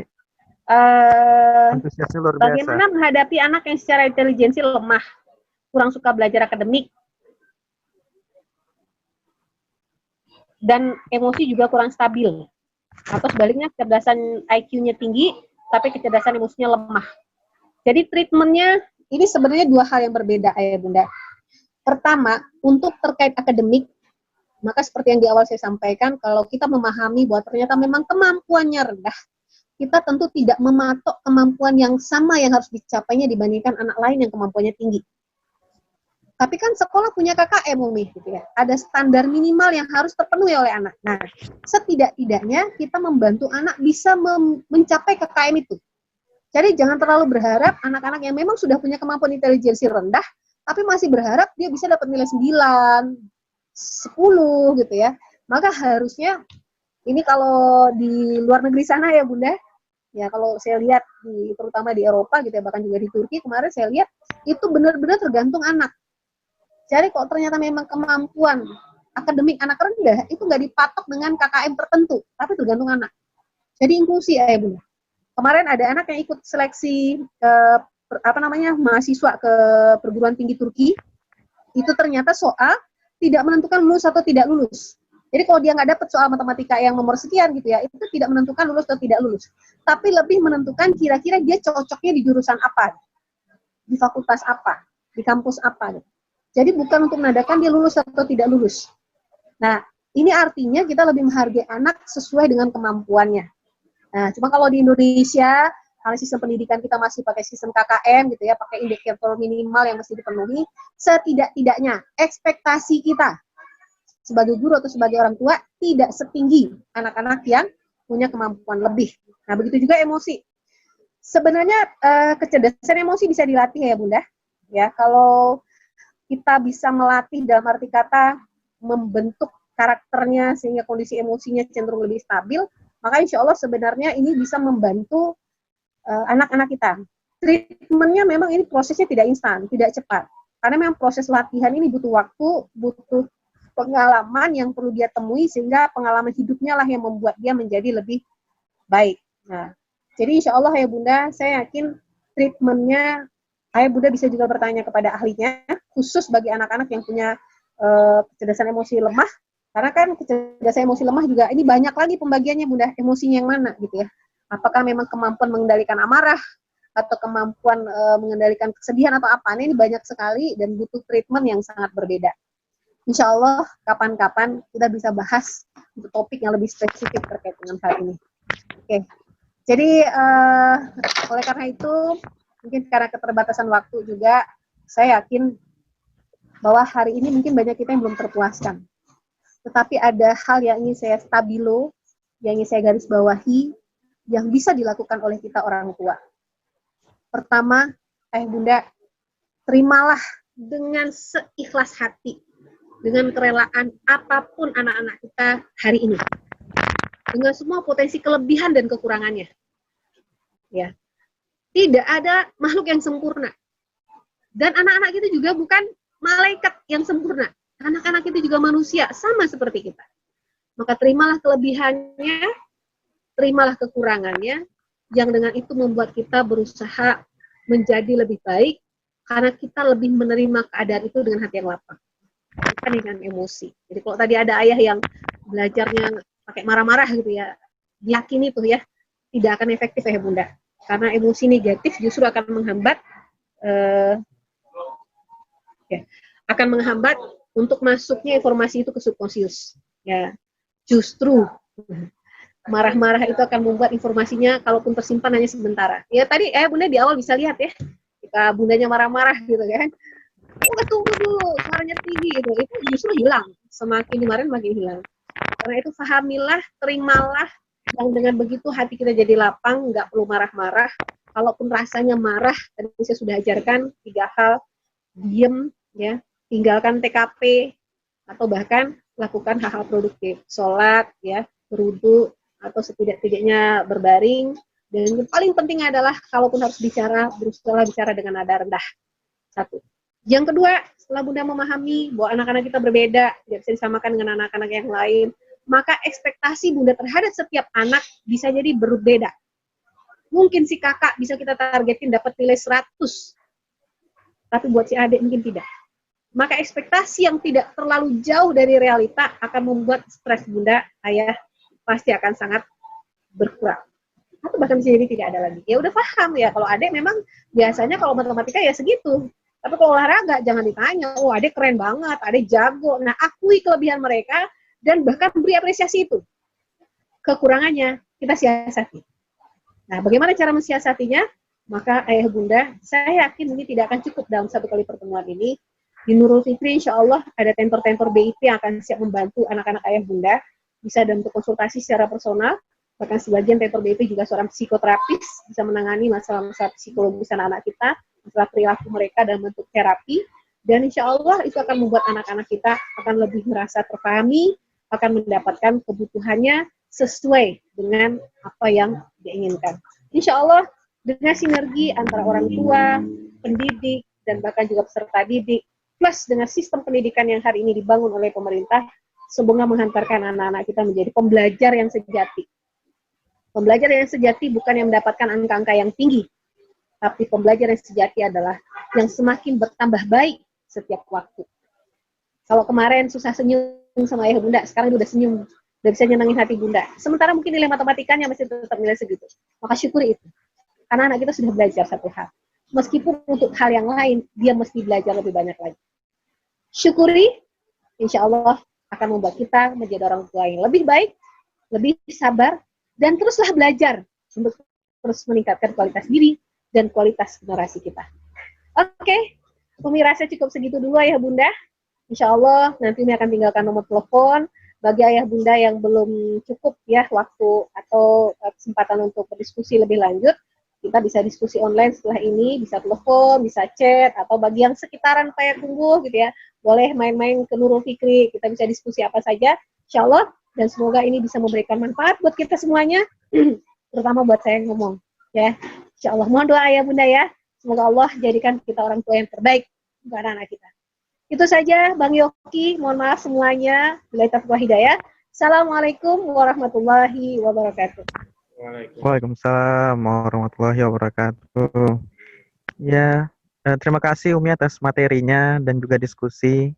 Bagi ayah bunda mungkin masih banyak pertanyaan, nanti insya Allah kita bakal sharing terkait tentang nomor handphonenya Umi. Nanti insya Allah kita bakal kasih Umi ya, nggak apa-apa ya. Oke, kita mau dokumentasi dulu nih Umi, dan bagi ayah bunda mohon untuk bisa dibuka videonya. Nanti admin kita akan men-screen semua peserta. Bagi ayah bunda yang belum menghidupkan video, mungkin bisa hidupkan video. Untuk Kang Ade, admin udah siap Kang Ade? Ya bang, siap bang. Siap Kang Ade ya. Oke. Untuk ayah bunda kami persilakan untuk menghidupkan video. Kita mau dokumentasi foto bersama pemateri. Iya, nanti dulu ya. Oke. Untuk ayah bunda mungkin bisa dihidupkan videonya. Pakai mana, Mbak? Kita dipencet aja videonya ayah bunda. Gambar videonya. Tuh. Tombol videonya kan bisa dipencet. Kalau bagi ayah bunda yang sedang menggunakan handphone, di situ ada bacaan mute, diklik aja mute sama stop video. Kalau dia tandanya masih merah, berarti dia masih itu belum hidup ya. Tapi kalau udah nggak merah, berarti udah hidup videonya. Oke. Kita mau foto dulu sama pemateri semua. Silahkan. Oke. Dalam hitungan ketiga, kita sama-sama cheese ya ayah bunda. Kita akan foto bersama dengan Umi Novi. Oke, dalam hitungan 1, 2, 3, cheese.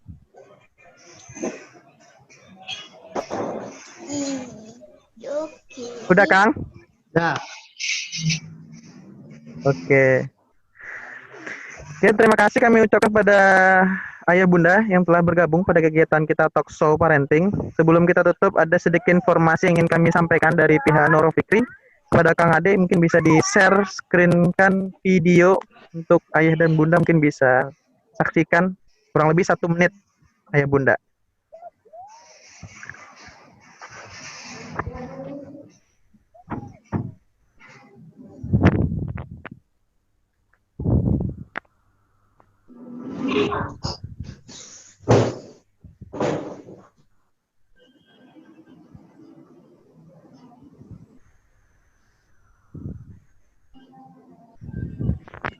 Suaranya Kang? Suaranya belum hidup Kang?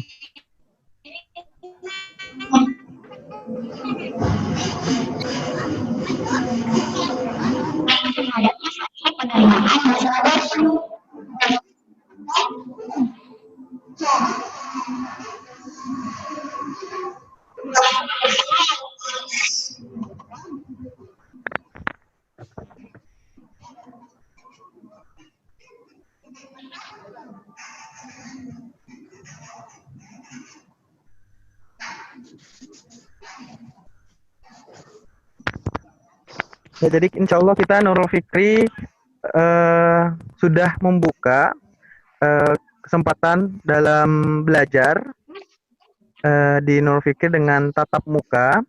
Jadi bagi ayah dan bunda yang ingin memberikan tambahan belajar, ya karena kondisi COVID hari ini, insya Allah Nurul Fikri tatap muka dengan protokol kesehatan COVID-19 ayah bunda.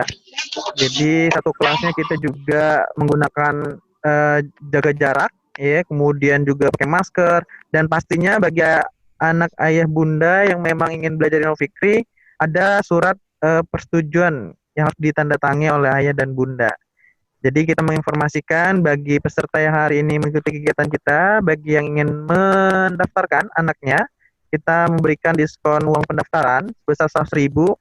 Kemudian juga ada diskon 24%, ya, diskonnya hingga Rp2.310.000. Bagi ayah dan bunda memang berada di daerah Banda Aceh, Lok Sumawe, Mepai Kumbu, insya Allah Nurul Fikri siap membantu dalam belajar anak-anak ayah dan bunda, baik dari SD, SMP, ataupun SMA. Itu mungkin informasi yang bisa kami sampaikan dari Nurul Fikri.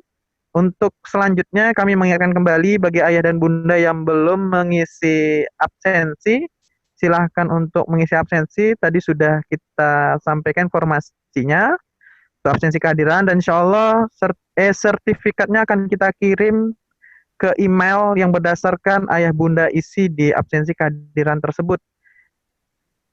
Mungkin itu yang bisa kami sampaikan dari pihak Nurul Fikri. Insya Allah Nurul Fikri siap membantu dalam proses pembelajaran di kondisi COVID-19 ini. Baik dari sekolah sudah baik, maka ditambah lagi dari kita Nurul Fikri. Insya Allah menjadi jauh lebih baik kolaborasinya. Begitu juga dengan pembelajaran yang diberikan oleh orang tua. Mohon maaf jika ada banyak salah dari kami Nurul Fikri. Terima kasih atas partisipasinya ayah bunda. Sekali lagi sampai jumpa, mungkin ada di kegiatan kita berikutnya. Insya Allah kita ada event-event berikutnya. Oh ya, ada event berikutnya nih bagi anak ayah bunda yang udah SMA di tanggal 10 Oktober nanti kita ada bedah kampus ya dari mahasiswa UI, UGM dan ITB, alumni dari Nurul Fikri juga. Atau bagi ayah bunda yang hari ini berprofesi sebagai guru atau pihak sekolah, ya kita juga ada kegiatan nanti insya Allah di tanggal 17 Oktober, kegiatan webinar pendidikan, ya insya Allah ada pemateri yang luar biasa, ya, ada 2 pemateri nanti di tanggal 17, insya Allah informasi berikutnya bagi ayah bunda yang berprofesi sebagai guru, insya Allah nanti kita ada kegiatan next berikutnya. Oke, sampai jumpa di Nurul Fikri bagi ayah bunda yang mempercayakan anaknya les di NF. Dan kami mohon pamit. Saya Yoki Putra. Assalamualaikum warahmatullahi wabarakatuh. Waalaikumsalam warahmatullahi Waalaikumsalam warahmatullahi wabarakatuh.